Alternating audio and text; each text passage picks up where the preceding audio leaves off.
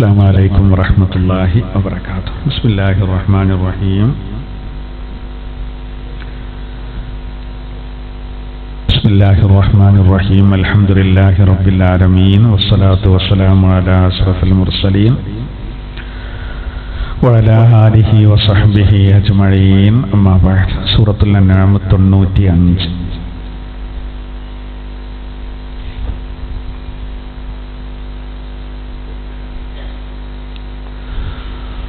أعوذ بالله من الشيطان الرجيم. بسم الله الرحمن الرحيم. إن الله فالق الحب والنوى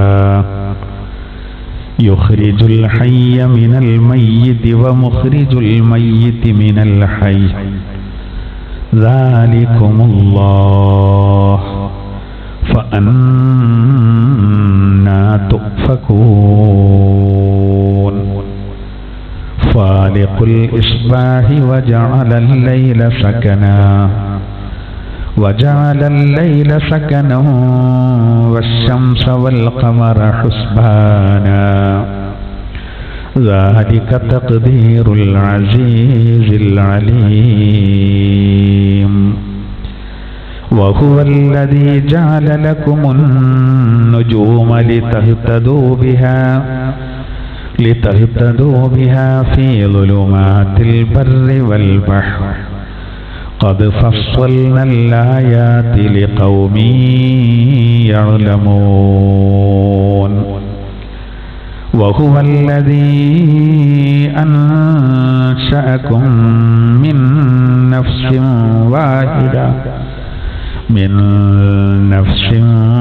واحدة فمستقر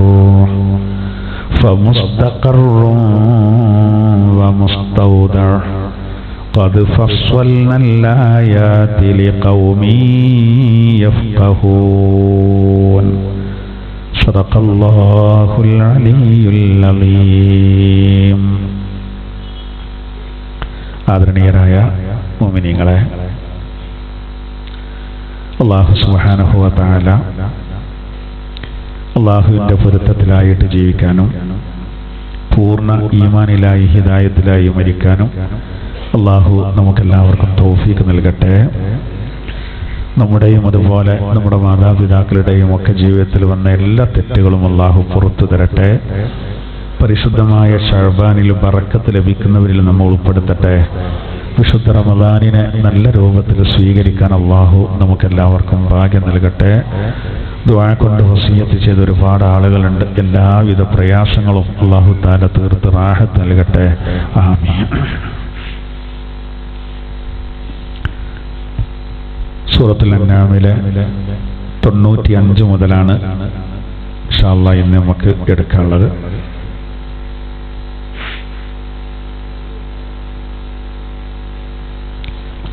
أعوذ بالله من الشيطان الرجيم. بسم الله الرحمن الرحيم. إن الله فالق الحب والنوى. തീർച്ചയായും അല്ലാഹു വിത്തും അതുപോലെ ഈത്തപ്പഴക്കുരുവും അത് പിളർത്തി അതിനെ മുളപ്പിക്കുന്നത് അല്ലാഹു ആകുന്നു. ഇന്നല്ലാഹ തീർച്ചയായും അല്ലാഹു ഫാരിഖുൽ ഹബ്ബി വന്നവാ വിത്തിനെയും ഈത്തപ്പഴക്കുരുവിനെയും പിളർത്തും എന്നിട്ടത് മുളപ്പിക്കും. യുഖ്രിജുൽ ഹയ്യ മിനൽ മയ്യിത്ത് നിർജീവ വസ്തുവിൽ നിന്ന് ജീവനുള്ളവയെ പുറത്തു കൊണ്ടുവരുന്നതും അവനാണ്. വമുഖ്രിജുൽ മയ്യിതി മിനൽ ഹയ്യ് ജീവനുള്ളവയിൽ നിന്ന് നിർജീവ വസ്തുവിനെ കൊണ്ടുവരുന്നതും അവൻ തന്നെയാണ്. ദാലികുമുല്ലാഹ് അവനാണ് നിങ്ങളുടെ അല്ലാഹു. ഫഅന്നാ തൂഫകൂൻ എന്നിട്ടും നിങ്ങളിങ്ങനെ വഴിതെറ്റിക്കപ്പെടുന്നു, വ്യതിചലിപ്പിക്കപ്പെടുന്നു. ഇവിടെ ആദ്യം അല്ലാഹു തആല പറയുന്നത് വിത്തിനെയും ഈന്തപ്പന കുരുവിനെയും പിളർത്തി മുളപ്പിക്കുന്നത് അല്ലാഹുവാണെന്നാണ്. ഹബ്ബർണ ധാന്യം, നവർണ ഈത്തപ്പഴക്കുരു. ആ രണ്ടെണ്ണം തിരഞ്ഞെടുക്കാനുള്ള കാരണം എന്താ അറിയോ? ഈത്തപ്പഴക്കുരുവിൽ നിന്ന് മുളച്ചു വരുന്നത് അതാണ് പിന്നെ വലിയ പനയായി മാറുന്നത്, അത്യാവശ്യം നല്ല വലുപ്പത്തിൽ. വിത്ത് അത്ര തന്നെ വലുപ്പമില്ലാതെ അതിൽ നിന്ന് ചെറിയ ചെടികൾ, അതായത് ഇപ്പം നെല്ലൊക്കെ നമുക്കറിയാം, കതിരുകള്, അതുപോലെ വള്ളി, അതില് ചില കായ്കള്, അങ്ങനെയാണ് വിത്തുനിന്ന് പലപ്പോഴും വരുന്നത്. ഇത് രണ്ടും സംവിധാനിക്കുന്നത് അള്ളാഹുവാണ് എന്നാണ് പറയുന്നത്. ശരിക്കും അങ്ങനെയാണ് ആലോചിച്ച് നോക്കൂ ആ പ്രയോഗം. നമ്മളിങ്ങനെ കരുതും അയിലക്കം എന്തത്ര പറയാന്, അതൊക്കെ ഇപ്പൊ സ്വാഭാവികമായിട്ട് നടക്കണ്ടല്ലേ. സ്വാഭാവികമായിട്ട് വെറുതെ നടക്കൂലല്ലോ, അത് നടത്താൻ ഒരാളുണ്ട് എന്നുള്ളതാണ്. അതാണ് അവിടുത്തെ പ്രധാനപ്പെട്ട പോയിന്റ്. അതാണ് നമ്മൾ മനസ്സിലാക്കേണ്ടത്. അതാണ് അല്ലാഹു പറയുന്നത്, ഇന്നല്ലാഹ ഫാലിഖുൽ ഹബ്ബി വന്നവാ. തീർച്ചയായിട്ടും വിത്തിനെയും അതുപോലെ തന്നെ ഈത്തപ്പഴക്കുരുവിനെയും അതിനെ പിളർത്തി മുളപ്പിക്കുന്നത് അവനാണ്. പിന്നെ പറയുന്നെന്താ, യുഖ്രിജുൽ ഹയ്യ മിനൽ മയ്യിതി വ മുഖ്രിജുൽ മയ്യിതി വ മുഖ്രിജുൽ മയ്യിതി മിനൽ ഹയ്യ. നിർജീവമായ വസ്തുവിൽ നിന്ന് ജീവനുള്ളവയെയും ജീവനുള്ളവയിൽ നിന്ന് നിർജീവമായ വസ്തുവിനെയും അല്ലാഹു കൊണ്ടുവരുന്നു. ഉദാഹരണത്തിന് കോഴിയിൽ നിന്ന് കോഴിമുട്ടയെ കൊണ്ടുവരുന്നു, കോഴിമുട്ടയിൽ നിന്ന് കോഴിയെ കൊണ്ടുവരുന്നു എന്നതുപോലെ ജീവനുള്ള മനുഷ്യരിൽ നിന്ന് അല്ലാഹു തആല നുതുഫത്തിനെ പുറത്തു കൊണ്ടുവരുന്നു, നുതുഫത്തിൽ നിന്ന് അല്ലാഹു തആല മനുഷ്യരെ കൊണ്ടുവരുന്നു. ബീജഗണങ്ങളടങ്ങിയ ആ വെള്ളത്തുള്ളികളിൽ നിന്ന് അല്ലാഹു തആല ആ ബീജങ്ങളിൽ നിന്ന് മനുഷ്യരെ കൊണ്ടുവരികയാണ്, മനുഷ്യരിൽ നിന്ന് ബീജങ്ങളെ കൊണ്ടുവരാം. വലിയ അത്ഭുതമാണല്ലേ. 9 കൊല്ലം മുമ്പ് ഈ കഴിഞ്ഞ ആഴ്ചയില് വാർത്തയിലൊക്കെ നിറഞ്ഞു നിന്ന ഒരു സംഭവം. 9 കൊല്ലം മുമ്പ് ഒരു ചെറുപ്പക്കാരന് അവന്റെ ജനനേന്ദ്രിയത്തിന് ക്യാൻസർ ബാധിച്ചു.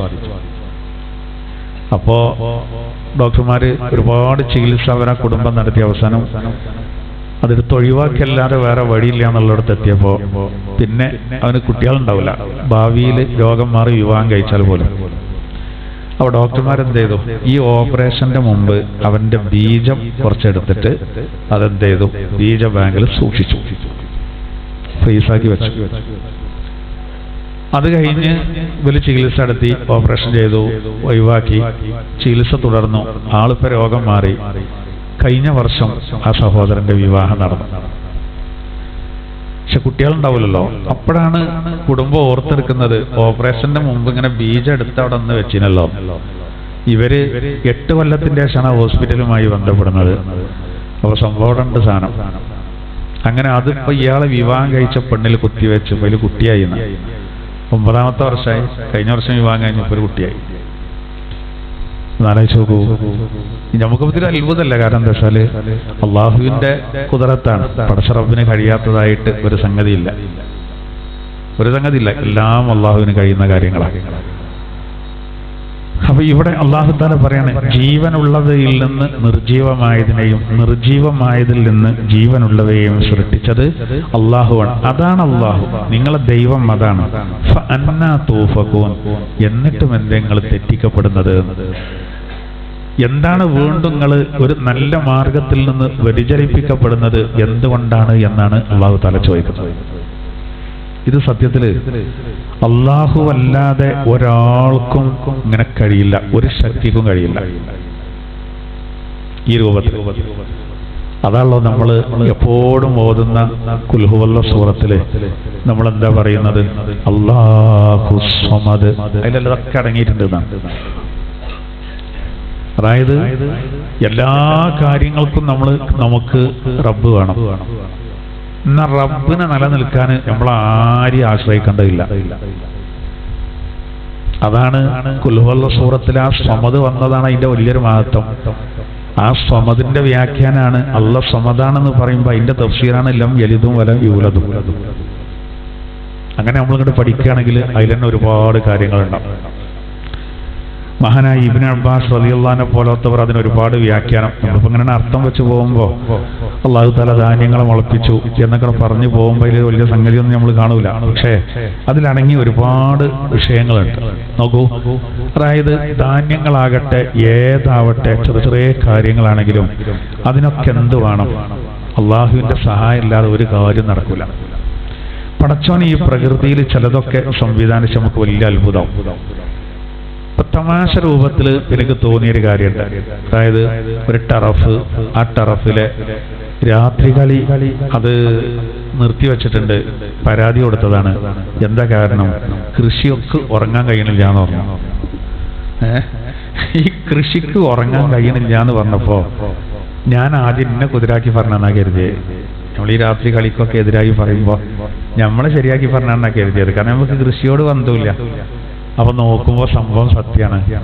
ഈ ഇതിൽ എപ്പോഴും ലൈറ്റ് ഇങ്ങനെ വന്നുകൊണ്ട് ഇതിന്റെ തൊട്ടടുത്തുള്ള കൃഷിക്ക് പ്രശ്നമാണ്. അപ്പൊ പരാതി കൊടുത്താണ്. അവസാനം പിന്നെ കളി തുടങ്ങണമെങ്കിൽ അതിന്റെ ബാക്ക് മറച്ചിട്ട് തുടങ്ങാൻ പറഞ്ഞു എന്ന് പറഞ്ഞു. അപ്പോ നോക്കൂ, രാത്രി ഈ പച്ചക്കറിക്കും അങ്ങനത്തെ കൃഷിക്കൊക്കെ എന്ത് വേണം? ഓൽക്കും വേണം ഒരു ഇരുട്ടായ അവസ്ഥ. അല്ലെങ്കിൽ ഇങ്ങനത്തെ ലൈറ്റ് അവർക്ക് പ്രശ്നമാണ്. ഓല ഉറക്കം മുടങ്ങരുത്. ഞാൻ പറഞ്ഞത് അല്ലാഹു തആല ഓരോന്നേ മുളപ്പിക്കുമ്പോൾ അതിലൊക്കെ ഓരോരോ കാര്യങ്ങൾ നമുക്കിങ്ങനെ ഓരോ മസലകൾ കിട്ടൽ അങ്ങനെയുള്ളോ ഓരോ പോയിന്റുകൾ. കൊണ്ട് നായ എന്തുകൊണ്ടാണ് കാല് പൊന്തിച്ച് മൂത്രമൊഴിക്കേണ്ടതെന്ന് മദ്ഹബിന്റെ ഒരു ഇമാമ് ഗവേഷണം ചെയ്ത് പഠിച്ച മാതിരിക്കാണ്. പ്രായപൂർത്തിയായതിന്റെ അടയാളാണ് അറിഞ്ഞില്ല എന്ന് പറഞ്ഞ മാതിരിക്ക്. അതേമാതിരിക്ക് പഠിത്തി നമുക്കൊന്ന് കിട്ടിയല്ലോ. എന്ത് ഈ ബാങ്ക് കൊള്ളടിച്ചല്ലോ നട്ടുച്ചക്ക്. ആ പ്രതി വളരെ വിദഗ്ധമായി ബാങ്ക് കൊള്ളയടിക്കുമ്പോൾ ഹിന്ദിയിലാണ് സംസാരിച്ചത്. അതെന്താ? അപ്പൊ എല്ലാവരും കരുതെന്താ ഇത് ബംഗാളിയോ ഹിന്ദിക്കാരനെ കയറുന്ന കരുതുക. ആ കേസ് വഴി തിരിച്ചുവിടാനായിരുന്നു പിന്നെ മനസ്സിലായത്. ഇവൻ വളരെ വിദഗ്ധമായി എല്ലായിടത്തും ചുറ്റിക്കറങ്ങി അതിൽ ടീഷർട്ട് മാറ്റുന്നു, ഡ്രസ്സ് മാറ്റുന്നു, ഒക്കെ മാറ്റുന്നുണ്ട്. അതിൻ്റെ ഇടയിൽ നമ്പർ പ്ലേറ്റ് മാറ്റുന്നു. അങ്ങനെ പോലീസിനെ വട്ടം കറക്കാനുള്ള തീരുമാനമാണ്. പക്ഷെ ഒന്ന് മാത്രം മാറിയില്ല. ആ ചങ്ങായിന്റെ പള്ള അത്യാവശ്യം കുടവയറുള്ള ആളാണ്. അത് പെട്ടെന്ന് മാറ്റാൻ കഴിയില്ലല്ലോ. ഈ പോലീസ് ബുദ്ധി പറഞ്ഞൊരു ബുദ്ധിയുണ്ട്. അത് നമ്മൾ കരുതി കൊടുത്തല്ലേ കാരണം. അപ്പോൾ പോലീസ് പറയേണ്ടത് ആ കുടവയറുമ്മലാണ് അത് ഇന്ത്യക്കാരനല്ല മലയാളിയാണെന്ന് പോലീസ് മനസ്സിലാക്കിയെന്ന. കാരണം എന്താ വെച്ചാൽ ഇന്ത്യക്കാർക്ക് അങ്ങനെ കുടവയറുണ്ടാവും കൂടെ. ഞാൻ ആദ്യമായിട്ട് അറിയണം. ഒരു കുടവയറന്മാരൊന്നും കേരളത്തിൽ പണിക്ക് വരൂല. അയിമലായിട്ട് മനസ്സിലാക്കി. അല്ലെങ്കിൽ ഏത് കേസിനും ഒരു തുമ്പുണ്ടാവുമല്ലോ. എന്നാലോ ആ സാധു കത്തിയൊക്കെ കാട്ടിയിട്ട് എത്ര സെക്കൻഡുകളെ കൊണ്ടാണ് 15 ലക്ഷം തട്ടിയെടുത്ത്. ഒരു പോയതക്കാരനാണ്. 40 ലക്ഷം അവിടെ ഉണ്ടായിരുന്നു. അതിന് 15 എടുത്തുള്ളൂ. അയാൾ പറഞ്ഞിട്ട് കാര്യമില്ല. അവളെ പെണ്ണുങ്ങൾ ഗൾഫിലാണ്. പെണ്ണുങ്ങൾ 10-15 ലക്ഷം അയച്ചിരുന്നു പോലെ. അതൊക്കെ ഇപ്പം കുതിരളിച്ച് കഴിഞ്ഞില്ല. പെണ്ണുങ്ങൾ അടുത്താഴ്ച വരികയാണ്. അവനെ കത്തിയൊക്കെ കാട്ടി ബാങ്കിലുള്ളവരൊക്കെ ഞെട്ടിച്ചു. പക്ഷെ പെണ്ണുങ്ങളെ പേടിയാണ്. അപ്പൊ ഈ പെണ്ണുങ്ങൾ വരുമ്പോൾ ഈ പൈസ വെക്കാൻ ഞാൻ പ്രശ്നമാണ്. അതുകൊണ്ടാണ് സാധു എന്ത് ചെയ്ത് ബാങ്ക് വെള്ളടിച്ചത്. പക്ഷേ പളി പോയി. അപ്പോ ഇത് കിട്ടിയൊരു മസലയാണിത്. ഇവര് കുടവയറന്മാരൊന്നും ഇന്ത്യക്കാരും ഇങ്ങോട്ട് പണിക്ക് വരലില്ല എന്നുള്ളത്. അള്ളാഹുവാലോ. അപ്പോ പിന്നെ അല്ലെങ്കിലും ഇവരൊക്കെ വിചാരിച്ച ഏത് കേസും തെളിയിക്കാലോ. പക്ഷെ പോലീസ് കള്ളനും പോലീസും കളിച്ചിട്ടാണ് ഈ പ്രശ്നം. അതാണ് ശമ്പരിക്കോസ്താന്റെ കേസ് തെളിയാതെ പോയത്. അഭയ കേസ് തെളിയാതെ പോകുന്നത്. കോടികൾ അപ്പുറത്തിറങ്ങുമ്പോ അങ്ങനെയാണ്. കോടതിക്ക് നടത്തൂല വിഷയം. എന്തായിരുന്നാലും ഞാൻ ഈ ചെടിയെ പറ്റി പറഞ്ഞാട്ടോ. നോക്കൂ നിങ്ങൾ, ഏത് കാര്യം ഇപ്പൊ സൂര്യന്റെ പ്രകാശം എന്ന് പറഞ്ഞാൽ നമുക്ക് വെയിലില്ലെങ്കിൽ എന്ന് കരുതരുത്. വെയിൽ അത്യന്താപേക്ഷിതാണ്. നമ്മൾക്ക് ഈ ചെറിയ കുട്ടികൾക്കൊക്കെ മഞ്ഞ ഉണ്ടായാലുണ്ട്. പണ്ട് കാലത്ത് എന്താ ചെയ്തിന്റെ ഇളം വെയിൽ തട്ടും. വല്യമ്മാന്റെ ആകെയുള്ള പണിയായിക്കാറ് അല്ലേ? കുട്ടിക്ക് വെയിൽ തട്ടണം. ഇന്നിപ്പോ മഴക്കാറ് വല്ലാതെ മഴക്കാറാണ്. വെയിലെന്നില്ല. ഇങ്ങനെ മഞ്ഞ ഉണ്ടെങ്കിൽ അപ്പോ ഹോസ്പിറ്റലിൽ കൃത്രിമമായിട്ട് കൊടുക്കേണ്ടി വരും. അപ്പൊ ഈ പ്രപഞ്ചത്തിൽ അല്ലാഹു തആല പടച്ച ഓരോ സംവിധാനങ്ങൾ നമ്മൾ ആലോചിച്ചാൽ വലിയൊരു അത്ഭുതമായിട്ട് തോന്നും. അതുകൊണ്ടാണ് അല്ലാഹു തആല ഇവിടെ ഇങ്ങനെ പറഞ്ഞത്. അതുകൊണ്ടല്ലോ അപ്പോ എല്ലാറ്റിനും അള്ളാഹിനെ ആശ്രയിക്കണം. അങ്ങനെ ഒരു ശക്തി അള്ളാഹ് മാത്രമാണ്. അതാണ് ഞാൻ നേരത്തെ പറഞ്ഞ ഇഖ്ലാസ് സൂറത്തിൽ എന്ത് പറഞ്ഞത്? അല്ലാഹു സമദ്. അല്ലാഹു സമദാകുന്നു. സമദ് എന്ന് പറഞ്ഞാൽ തന്നെ സർവരാലും ആശ്രയിക്കപ്പെടുന്നവനും ആരിലേക്കും ആശ്രയം ആവശ്യമില്ലാത്തവനും. അതിന് മഹാന്മാർ അർത്ഥം കൊടുക്കുന്നത് അസ്സയ്യിദുല്ലദീ ലൈസ ഫൗഖഹു ആഖർ. നോക്കൂ, ലൈസ ഫൗഖഹു അഹദ്, അതായത് ഒരു നേതാവ്, ആ നേതാവിന്റെ മുകളിൽ വേറൊരാളും ഇല്ല. ദുനിയാവിൽ ഇപ്പം അങ്ങനെ ഉണ്ടാവും, ഒരാൾക്ക് മുകളിൽ എന്തായാലും വേറെ ആളുണ്ടാവും. ഒരു സംഖ്യക്ക് മുകളിൽ ഒരു സംഖ്യ ഉള്ളതുപോലെ ഒരാൾക്ക് മുകളിൽ വേറെ ആളുണ്ടാവും. എന്നാൽ അള്ളാഹുവിന്റെ മുകളിൽ വേറെ ആളുമില്ല. അതാണ് സമദ് അറിയിക്കുന്നത്. ഇബ്നു അബ്ബാസ് റളിയല്ലാഹു അൻഹു പറയാണ്, സയ്യിദ്, ഷരീഫ്, അതുപോലെ തന്നെ അലീം, ഹലീം, അലീം, ഹക്കീം, ഈ 6 കാര്യങ്ങൾ എന്തൊക്കെ അടങ്ങിയിട്ടുണ്ടോ അത് എല്ലാം കൂടി ഉൾപ്പെടുത്തിയാണ് സമദ് എന്നാണ്. അള്ളാഹു തആല സയ്യിദാണ്, നേതാവാണ്. ഷരീഫാണ്, മഹത്തുള്ളവനാണ്. അള്ളാഹു സുബ്ഹാനഹു വ തആല അലീമാണ്, മഹാനാണ്. ഹലീമാണ്, സഹിഷ്ണുവാണ്. അലീമാണ്, അഗാധജ്ഞാനിയാണ്. ഹക്കീമാണ്, തത്വജ്ഞാനിയാണ്. ഈ 6 ഒരേ സമയത്ത് കൂടിയതാണ് അത്രയത് സമദ്. അതിൽ എല്ലാം അടങ്ങിയിട്ടുണ്ട്. മഹാന്മാരെ കൃത്യമായിട്ട് പറയുന്നുണ്ട്, അതിനെപ്പറ്റി പറയുന്നുണ്ട്. ചിലയിടത്ത് കാണാം ഈ സമദ് എന്ന് പറഞ്ഞാൽ തന്നെ അതിന്റെ ഒരു വ്യാഖ്യാനാണ് ശേഷം വരുന്ന ലം യലിദ് വലം യൂലദ്. എന്താ കാരണം? ഇപ്പൊ നമ്മളൊക്കെ വിവാഹം ഇസ്ലാമിൽ വരാൻ കാരണം എന്താ? ഒരാൾക്ക് നല്ല ആരോഗ്യം ഉണ്ടെങ്കിലും കുറെ കഴിയുമ്പോൾ അവനക്ക് കുറെ പ്രയാസങ്ങളും പ്രശ്നങ്ങളും വരും. അപ്പൊ എന്തായിരുന്നാലും അപ്പോഴാണ് മക്കളുടെ ഒരു തുണ വേണ്ടി വരാം, മക്കളെ ആശ്രയിക്കേണ്ടി വരും. അപ്പൊ വിവാഹത്തിലൂടെ അങ്ങനെ ഒരു കാര്യം ഓരോരുത്തരും ഉദ്ദേശിക്കുന്നുണ്ട്. അള്ളാഹുവിനിക്ക് എന്തില്ല, ആരെയും ആശ്രയിക്കണ്ട. അതുകൊണ്ട് ലം യലിദ്, അവൻ ആരെയും ജനിപ്പിച്ചിട്ടില്ല, പ്രസവിച്ചിട്ടില്ല. ഓൻ സൃഷ്ടിച്ചു എന്നുള്ള രൂപത്തിലുണ്ട്, അതല്ലാതെ നമുക്ക് മക്കളുണ്ടാകുന്നത് പോലെ ഇല്ല. വലം യൂലദ്, അവന് ആരും ജന്മം നൽകിയതുമല്ല. അങ്ങനത്തെ ഒരു കടപ്പാടുമില്ല, ആരെയും ആശ്രയിക്കണ്ട. അതുകൊണ്ടാണ് അല്ലാഹു തആല പരിശുദ്ധമായ ഖുർആനിലെ ഇഖ്ലാസ് സൂറത്തിൽ ആ രൂപത്തിൽ അല്ലാഹു തആല ഉപയോഗിച്ചത്. എന്തായിരുന്നാലും പ്രകൃതിയിൽ നിന്ന് അല്ലാഹു തആല വലിയൊരു ദൃഷ്ടാന്തം പറഞ്ഞുകൊണ്ട് അല്ലാഹുവിന്റെ തൗഹീദിലേക്ക് നമ്മളെ വിളിക്കുകയാണ്. ഇന്നല്ലാഹ ഫാലിഖുൽ ഹബ്ബി വന്നവാ,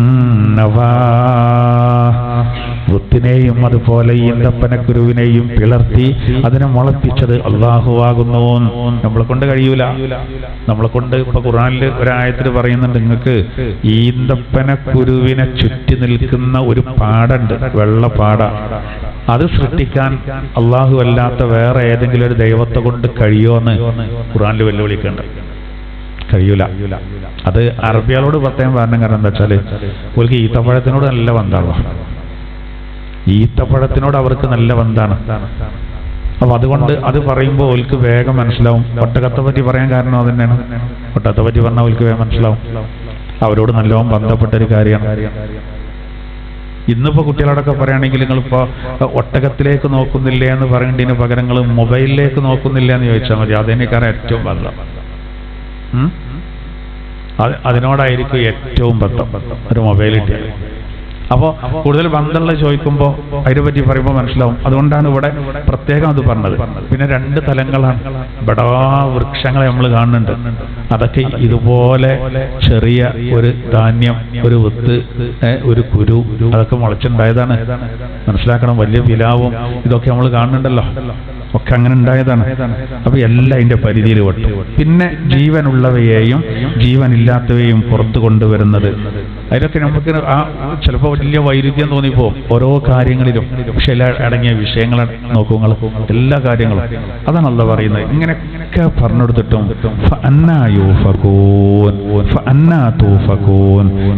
എന്തുകൊണ്ടാണ് നിങ്ങൾ തെറ്റിക്കപ്പെടുന്നത്? അങ്ങനെ ചിന്തിക്കണ്ടേ? നേർക്കുനേരെ അതിലേക്ക് ചിന്തിക്കുമ്പോഴല്ലേ കാര്യങ്ങൾ മനസ്സിലാക്കുക.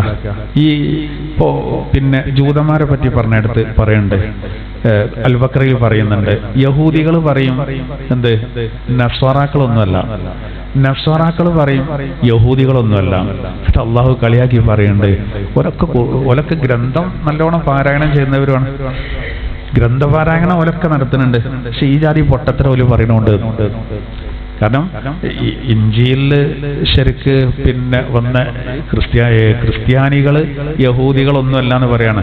എന്നാൽ ഇഞ്ചിയിൽ നേരത്തെ മൂസാ നബിനെ പറ്റിയുള്ള സംഗതികൾ പറയുന്നുണ്ട്. ഇനി മൂസാ നബിക്ക് കൊടുത്ത വേദഗ്രന്ഥത്തിലെ എല്ലാ നബിമാരും വിശ്വസിക്കുക അതിലും പറയുന്നുണ്ട്. അപ്പോൾ അത് അംഗീകരിക്കുന്നില്ല, പരസ്പരം ഭയങ്കര ഫൈറ്റും. എന്നാൽ ഓല് ഗ്രന്ഥങ്ങൾ ഓല് പാരായണം ചെയ്യുന്നുണ്ട്, കാര്യങ്ങൾ ഓല് എന്ത് ചെയ്യണില്ല, മനസ്സിലാക്കില്ല. അതിപ്പോ ഓലെ പറ്റി മാത്രമല്ല കേട്ടോ. ഇന്നിപ്പോ നമ്മളിങ്ങനെ ഓരോന്ന് ഇപ്പോ ഡൽഹിക്ക് വണ്ടി കയറുന്നുണ്ട് ഒരു താത്ത, ഫാത്തിമ റളിയല്ലാഹു അൻഹയ്ക്ക് ഒരു പേരുണ്ടായിരുന്നു, സഹ്റ. നമ്മളങ്ങനെ പറയില്ല, ഫാത്തിമത്തു സഹ്റ. ഒരിക്കൽ പോലും ജീവിതത്തിൽ ആർത്തവം ഇല്ലാത്തത് കൊണ്ട് ഒരൊറ്റ നിസ്കാരം നഷ്ടപ്പെടാത്ത പെണ്ണാണ് ഫാത്തിമ റളിയല്ലാഹു അൻഹ. അതുകൊണ്ടാണ് അവർക്ക് സഹ്റ എന്നുള്ള പേര് പോലും. ആ പേരാണ് ഏത് നമ്മൾ സാധാരണ സുഹ്റ, സൂറ എന്നൊക്കെ പറഞ്ഞിട്ട് നമ്മൾ പേരിടലുണ്ട്. അങ്ങനെ പേരുള്ളൊരു എഴുത്തുകാരിയുണ്ട് കേരളത്തിൽ. ഇസ്ലാമിനോട് യാതൊരു ബന്ധമില്ല, പേര് പണ്ട് അങ്ങനെ ഇട്ടുപോയി, എന്താ ചെയ്യണം. ഇപ്പൊ തലേന്ന് വരുന്ന മാതാപിതാക്കൾക്ക് അറിയില്ലല്ലോ. അവരിപ്പോ ഡൽഹിക്ക് വണ്ടി കയറിയിട്ടുണ്ട്, മുസ്ലിം സ്ത്രീകൾ കൊടും ക്രൂരത നേരിടുന്നുണ്ട് എന്നുള്ളതാണ് അവരുടെ പരാതി. ഏത് ഭൂഗോളത്തിലാണ് ഇവർ പറയുന്ന ഈ മുസ്ലിം സമുദായം എന്നറിയില്ല. മുസ്ലിം സ്ത്രീകൾക്ക് കൊടും പീഡനങ്ങൾ നേരിടുന്നുണ്ട്. അതുകൊണ്ട് എന്താ പ്രശ്നം എന്നറിയങ്ങൾ, അനന്തരാവകാശ സ്വത്തില് തുല്യനീതില്ല. ഖുർആനിൽ ഇപ്പൊ നിലവിൽ പറയുന്നത് പുരുഷന്മാർക്ക് ഉണ്ടാക്കപ്പെട്ട നിയമമാണ്. അതുകൊണ്ട് അത് മാറ്റണം എന്ന് പറഞ്ഞിട്ടാണ് ഡൽഹിക്ക് വണ്ടി കയറുന്നത്. പാർലമെന്റിന് മുന്നിൽ സമരമാണ്. അതിന് ഉചിതമായ തീരുമാനം അതിനെങ്കിൽ ആത്മഹത്യ ചെയ്യുന്ന അറിയട്ടെ. അത് വേണം നടന്നിട്ടാല് സത്യം അത്രയും ഭാരണ ഒഴിവായി കിട്ടും. കാരണം എന്താ അറിയോ, പറയേണ്ടതിനെ കുറിച്ച് ഒരു ഇത് വേണമല്ലോ. ഇസ്ലാം എന്ന് പറഞ്ഞാൽ ഒരു പഞ്ചായത്തിൽ ഒതുങ്ങേണ്ട ഒരു സംവിധാനമല്ല, മിഞ്ഞാന്ന് വന്നതല്ല.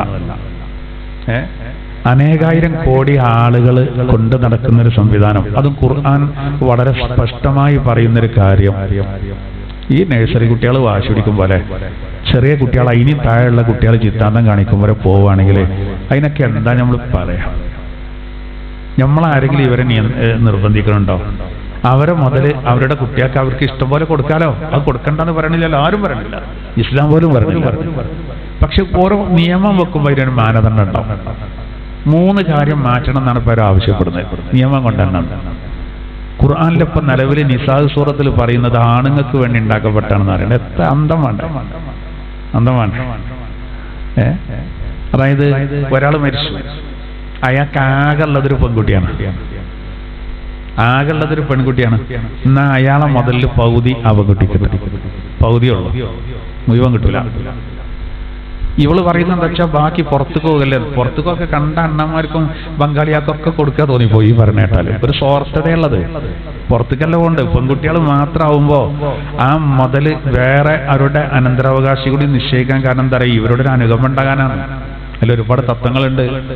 ഇവർ പറയുന്നുണ്ട് പെൺകുട്ടികൾ ഉണ്ടായിരിക്കെ എളാപ്പാർക്കും എളാപ്പാരെ മക്കൾക്കൊക്കെ പോവുകയാണ്, അപ്പോഴല്ലേ ബന്ധങ്ങൾ ഉണ്ടാകുക.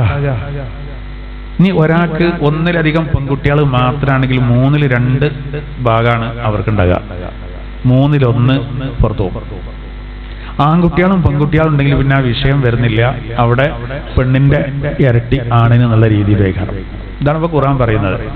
അപ്പൊ ഇവര് പറയേണ്ടത് ഒരു പെൺകുട്ടി മാത്രമാകുമ്പോൾ പൗതി എന്നുള്ള ഒഴിവാക്കണം, മുഴുവൽക്കനാണം. 1-ലധികം 3-2 എന്നുള്ള ഒഴിവാക്കണം, മുഴുവൽക്കാണം. ആണും പെണ്ണും ഉണ്ടെങ്കിൽ ആണിന്റെ പകുതി പെണ്ണിന് എന്നുള്ളത് ഒഴിവാക്കിയിട്ട് തുല്യ രൂപത്തിലാക്കണം എന്നാ പറയുന്നത്. ഇതിന്റെ അപ്പുറപ്പുറം വായിക്കായിട്ടാണ്. ഈ അനന്തര സ്വത്ത് ഓരി വെക്കുന്ന അല്ലാത്ത വിഷയങ്ങൾ നോക്കട്ടെ. അപ്പൊ ഇത് ഏറെ നോക്കും. അത് എന്തിനാ ഞാൻ പറയണ്ട, ഇങ്ങനത്തെ വിവാദങ്ങളൊക്കെ കേൾക്കുമ്പോ പറയുമ്പോൾ തന്നെ ഇത് കരുതരുത്. പെണ്ണുങ്ങൾക്ക് ചിലപ്പോൾ തോന്നും, അല്ല ഉസ്താദേ സൂറാത്ത പറണ്ടിയിൽ കുറച്ചൊക്കെ കാര്യമില്ല എന്ന് കരുതണ്ടാന്ന്. ഒരു പെൺകുട്ടി ചെറുപ്പത്തിൽ ആ പെൺകുട്ടിന്റെ പേരിൽ മുതലുണ്ടെന്ന് കൂട്ടുക. പക്ഷെ ആ കുട്ടിന്റെ ചെലവ് ആരെ ബാധ്യത അറിയങ്ങള്, വാപ്പാന്റെ. പിന്നെ വിവാഹം കഴിഞ്ഞാല് ആ പെണ്ണിന്റെ ചെലവിന്റെ ബാധ്യത അത് പുതിയാപ്പിളക്കാണ്. പെണ്ണിന്റെ പേരിൽ സ്വത്തുണ്ട്, എന്താ ഓൾക്ക് സ്വത്തുണ്ടല്ലോ, പിന്നെ എന്തിനാ ഞാൻ ചെലവ് കൊടുക്കേണ്ടതെന്നല്ല. കെട്ടിയ ഓൻ കൊടുക്കണം, ഓൻ ചെലവ് കൊടുക്കണം. ഓളെ ഭക്ഷണം വസ്ത്രം ഓന കൊടുക്കണം. ഇനി ആ കുട്ടി വലുതായി വാർദ്ധക്യത്തിൽ അവസ്ഥ എത്തിയാൽ ആ സംരക്ഷണം മക്കളെ ഏറ്റെടുക്കണം. വാപ്പല്ല, ഭർത്താവില്ല, മക്കളില്ല, അങ്ങനെ ഒരു പെണ്ണുണ്ടെങ്കിൽ ഇസ്ലാമിക ഭരണകൂടം ഇവിടെ ചെലവ് ഏറ്റെടുക്കണം എന്നാ. പണിക്കോയിക്കോട്ടെ എന്ന് പറയാൻ പാടില്ല എന്നാണ്. ഓൽക്ക് പോവാം, പക്ഷേ ഒരേ ചെലവ് ഭരണകൂടത്തിന്റെ ബാധ്യതയാണ്. ഇന്നിപ്പോ ഇസ്ലാമിക ഭരണം ഇല്ലാത്തതുകൊണ്ട് നമ്മളെ മഹലിൽ അങ്ങനെ ഒരു പെണ്ണുണ്ട് എന്ന് കൂട്ടുക.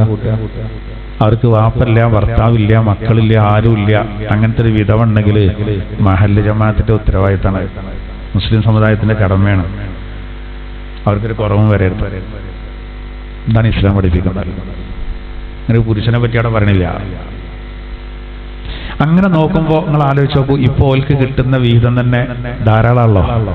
അതുകൊണ്ട് നമ്മളൊക്കെ ഇവര് പറയണ്ടല്ലോ മുസ്ലിം സ്ത്രീകൾക്ക് ഭയങ്കര പ്രശ്നം ഇവിടെ ഉണ്ട്.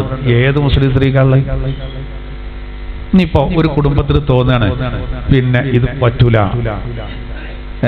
അത് നല്ല മതബോധമുള്ള ആളുകൾ എങ്ങനെ ചെയ്യലുണ്ട്. ചിലപ്പോ നമുക്ക് എല്ലാവർക്കും തുല്യമായിരിക്കണം വിധിക്കാം, കുഴപ്പമില്ല, അത് നമ്മുടെ സൗകര്യം പോലെ ചെയ്യാം.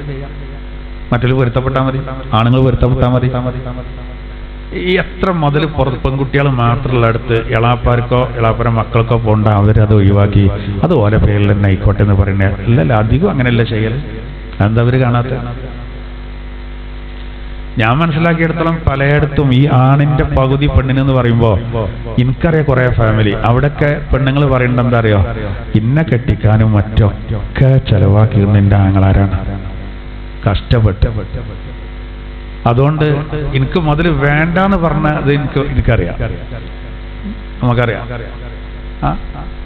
ഓഹരി വെക്കുന്ന അന്നാണ്ട് പോകാതെന്നത് വാശിക്കല്ല, അതൊന്നും അതിനൊന്നും ആവശ്യം തന്നെയല്ല, ആവശ്യമില്ലേറ്റല്ല, അത്രക്കുന്നെ നോക്കിയ ആങ്ങളാരാണ്. കാരണം 10, 20, 25, 30 പണ്ടം കൊടുത്തിട്ടുണ്ടാവും പവന്. ആങ്ങളാര് ഈ കുറെ സഹോദരങ്ങൾ ആദ്യകാലത്ത് ഗൾഫിൽ പോകുന്നതന്നെ 2 പെങ്ങന്മാരെ കെട്ടിക്കാണ്ട് 3 പെങ്ങന്മാരെ കെട്ടിക്കാനുണ്ടെന്നാണ്. എന്നാൽ നേരെ തിരിച്ചെങ്ങനെ ഉണ്ടാറിയോ ഒറ്റപ്പെട്ട ചിലത്, അതൊക്കെ ഈ പെങ്ങന്മാര് മറക്കും. മുതൽ ഓരൊക്കെ ആ നേരത്തെ തന്നെ ഓല് പോരും. ഓല അളിയന്മാർക്ക് ഉറക്കുണ്ടാവില്ല, ഓല മാപ്പിളാർക്ക് ഓല് നേരത്തെ തന്നെ പറയും, ഇത് ഇങ്ങനെ പൊട്ടത്തിയായി നിൽക്കരുതിട്ടോ, കാര്യം തുറന്ന് പറഞ്ഞോണ്ടേ പറഞ്ഞിട്ട് ഇങ്ങനെ ഒക്കെ കണ്ണായ സ്ഥലത്തിന് പറഞ്ഞാണ്ട് എല്ലാവരും അതിനെ തിരക്കൂടിയാണ്. അങ്ങനെയുണ്ട്. അതിന്റെ നല്ല വശമൊക്കെ നമ്മള് ശരിക്ക് മുതലൊക്കെ വേഗം ഓരിയാക്കണം. അങ്ങനല്ല എന്ന് പറഞ്ഞാലും മരിച്ച പിറ്റേന്ന് തന്നെ തീരുമാനമാക്കിയെന്നല്ല, അതൊന്നുമല്ല. എന്നാലും വെറുതെ ഇപ്പോഴത്തെ കാലത്ത് പ്രത്യേകിച്ചും പിന്നീടൊക്കെ വലിയ തർക്കങ്ങൾക്ക് കാരണം ശരിക്കും കൈകാര്യം ചെയ്യണം എന്നുള്ളതാണ്. വേറൊരു അവകാശം പെടുത്തല്ല നമുക്ക് വരാൻ പാടില്ല. പല ആളുകളും ആ കാര്യം ശ്രദ്ധിക്കാറില്ല. എന്തായിരുന്നാലും ഇവിടെ നോക്കൂ, മുസ്ലിം സ്ത്രീകൾക്ക് ഒരു പ്രശ്നവുമില്ല, ആ വിഷയത്തിൽ ഒരു പ്രശ്നവുമില്ല. ഇസ്ലാം വളരെ യുക്തമായ രൂപത്തിലാണ്. ഇപ്പൊ ചൈനീസ് സംസ്കാരം ഉണ്ടായിരുന്നു, ആഫ്രിക്കൻ സംസ്കാരം ഉണ്ടായിരുന്നു, അറേബ്യൻ സംസ്കാരം ഉണ്ടായിരുന്നു. അറേബ്യൻ സംസ്കാരം നിബിധങ്ങൾ വരുന്നതിന് മുമ്പ് പെൺകുട്ടികളെ കുഴിച്ചും വിടലാണെങ്കിൽ നോക്കൂ, പിന്നെ ഈ ചൈനീസ് സംസ്കാരം എന്തായിരുന്നു, ഒരു പുരുഷന് പെണ്ണ് കെട്ടിക്കഴിഞ്ഞാല് അവന്റെ കൂടെ ഇരുന്ന് ഭക്ഷണം കഴിക്കാൻ അവകാശമില്ലാത്തൊരവസ്ഥ പെണ്ണിന്. ഇസ്ലാമിലല്ല അതൊന്നും. ഇസ്ലാമാണ് ആ ഒരു സംസ്കാരത്തെ മാറ്റിയെടുത്തത്. ആഫ്രിക്കയിൽ എന്തായിരുന്നു അവസ്ഥ? ഒരു പെണ്ണിന് ഒന്നിലധികം ഭർത്താക്കന്മാർ. ആ സംസ്കാരം ഇല്ലാതാക്കിയത് ഇസ്ലാമാണ്. പെൺകുട്ടികളെ കുഴിച്ചു മൂടുന്ന സിസ്റ്റം ഇല്ലാതാക്കിയതും ഇസ്ലാമാണ്. എന്തിനേറെ, അള്ളാന്റെ തിരുദൂതർ സ്ത്രീകളുടെ അവകാശത്തിന് വേണ്ടിയിട്ട് ഓൽക്ക് അനന്തരം തീരെ കൊടുക്കരുത് എന്ന് പറയുന്ന കാലത്താണ് മുത്തുനബി വരേണ്ടത്. അങ്ങനെയാണ് ഈ പകുതി 3-ൽ 2 ആണിന്റെ പകുതിയൊക്കെ നിയമനം കൊണ്ടുവന്നത്. ഒന്നും ഓൽക്ക് കൊടുക്കാത്ത കാലത്ത് പെണ്ണിന് വലിയ സ്ഥാനമുണ്ട് എന്ന് അറിയിച്ചത്. ആ കാലത്താണ് ഫ്രാൻസിൽ പുരോഹിതന്മാർ യോഗം ചേർന്നത്. ആ യോഗത്തിന്റെ അജണ്ട എന്തായിരുന്നു? സ്ത്രീകൾക്ക് ആത്മാവുണ്ടോ ഇല്ലേ എന്നുള്ള ചർച്ച. ആ യോഗത്തിലെ തീരുമാനമാണ് സ്ത്രീകൾക്ക് ആത്മാവുണ്ട്. അന്നേ വരെ അവർക്ക് കിട്ടിയ ഏറ്റവും വലിയ അംഗീകാരം. ഇതൊന്നും ഇസ്ലാമിലല്ല. ഇസ്ലാമാണ് സ്ത്രീകൾക്ക് പദവി കൊടുത്ത്. ആലോചിച്ച് നോക്കി നിങ്ങൾ. ഇപ്പൊ വിവാഹം വളരെ പ്രധാനപ്പെട്ട ഒന്നാണ്. മഹർ നമ്മൾ അങ്ങോട്ട് കൊടുക്കുകയുള്ളൂ. പിന്നെ കേരളത്തിലേക്ക് മാലിക് ദീനാറും സംഘമൊക്കെ വന്നപ്പോ അങ്ങനെ അവര് വന്ന് നമ്മളെ ആളുകൾ ഇവിടുന്ന് കല്യാണം കഴിച്ചപ്പോ ഓരോ സ്വഭാവം കണ്ടു. അവിടെ മക്കൾക്കൊക്കെ ഇവിടെ വെണ്ണെട്ടിച്ചു കൊടുത്തപ്പോ അന്ന് അവർക്കൊന്നും ഇല്ലായിരുന്നു, സ്വത്തില്ലായിരുന്നു. അപ്പൊ ഇവിടെയുള്ള നല്ല മനുഷ്യന്മാര് പെൺകുട്ടികളെ കെട്ടിച്ചു കൊടുക്കുമ്പോൾ സ്വത്തും കൂടിയും കൊടുത്തു. അതാണ് സ്ത്രീധനം. സ്വത്തും കൂടിയും കൊടുത്തു. അന്ന് അത്യന്താപേക്ഷിതായിരുന്നു. പിന്നെ ഇടക്കാലത്ത് കണക്ക് പറയലും കച്ചവട ആക്കലായി. അതിനെ നമ്മൾ എതിർത്തത്. തൃപ്തിപ്പെട്ട് കൊടുക്കണതിന് വലിയ കുഴപ്പമുണ്ടോ?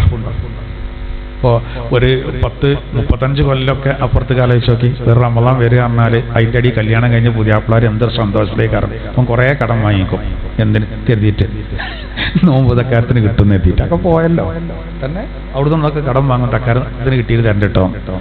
ഈ അമ്മോശനോ പെണ്ണിൻ്റെ വാപ്പ കല്യാണത്തിൻ്റെ കടം തീർന്നിട്ടുണ്ടാവില്ല, അങ്ങോട്ട് വേറെ ആളോടെ ഇറക്കണം നോക്കി ഒരു 5000 റുപ്യ ഇറങ്ങണം.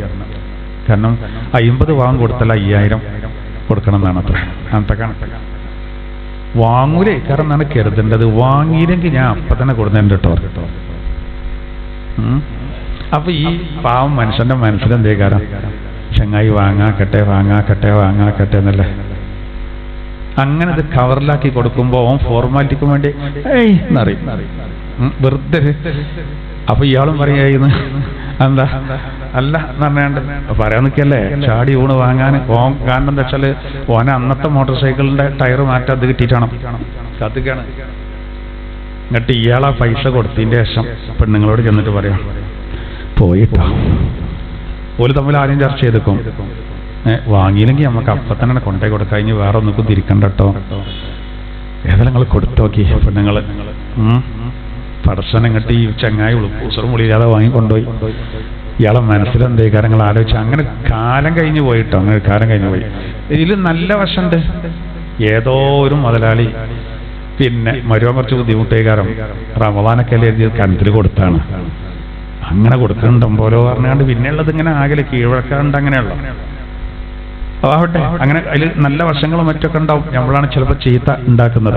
അപ്പോൾ എന്തായിരുന്നാലും നമ്മളെ സഹോദരിമാരുടെ കാര്യത്തിലാണ് ഇപ്പോൾ വലിയ ചർച്ച, ചാനലുകാർക്കൊക്കെ വലിയ ചർച്ച. അതാണ് എന്നോടിപ്പോൾ ഇന്നലെ ഒരാൾ ചോദിച്ചു, മുസ്ലിം സ്ത്രീകൾക്ക് ടൂർ പോകാൻ പാടില്ല ചോദിച്ചു. മുസ്ലിം സ്ത്രീകൾക്ക് ടൂർ പോകാൻ പാടില്ല. എനിക്ക് മനസ്സിലായി എവിടുക്കാത്ത ചോദ്യം. അപ്പൊ ഞാൻ പറഞ്ഞു അതിപ്പോ ആരെപ്പോ ഇതിന് ടൂർ പോകാൻ പാടില്ല എന്ന്. അല്ല ഉസ്താദ്മാരൊക്കെ ഇപ്പൊ അങ്ങനെ പറയണം. ഞാൻ ഒരു ഉസ്താദ് അങ്ങനെ പറഞ്ഞിട്ടില്ല. നിങ്ങൾ തെറ്റിദ്ധരിച്ച.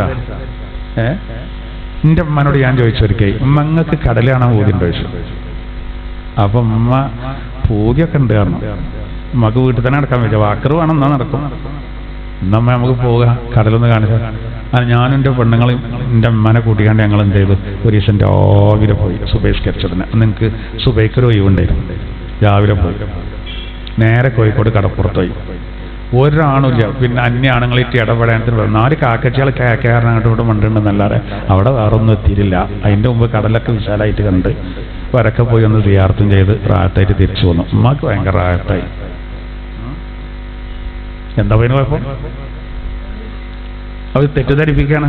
എന്നാലും നമ്മളെ സ്ത്രീകൾ ടൂർ എന്നൊക്കെ പറഞ്ഞ് പോയിട്ട് അവിടെ പോയിട്ട് വേണ്ടാതെ കാട്ടിക്കൂട്ടി അത് വീഡിയോ ആക്കി വിട്ടാൽ ഇത് ശരിയല്ലട്ടോ എന്ന് ഉസ്താദ്മാർ പറയും. അതിനാണ് ഉസ്താദ്മാർ, അതിനാണ് സമുദായം, ദർസും അറബി കോളേജുകളും മദ്രസയും ഇതൊക്കെ മതം പഠിപ്പിക്കാനാണ് ഉണ്ടാക്കുന്നുണ്ടല്ലോ.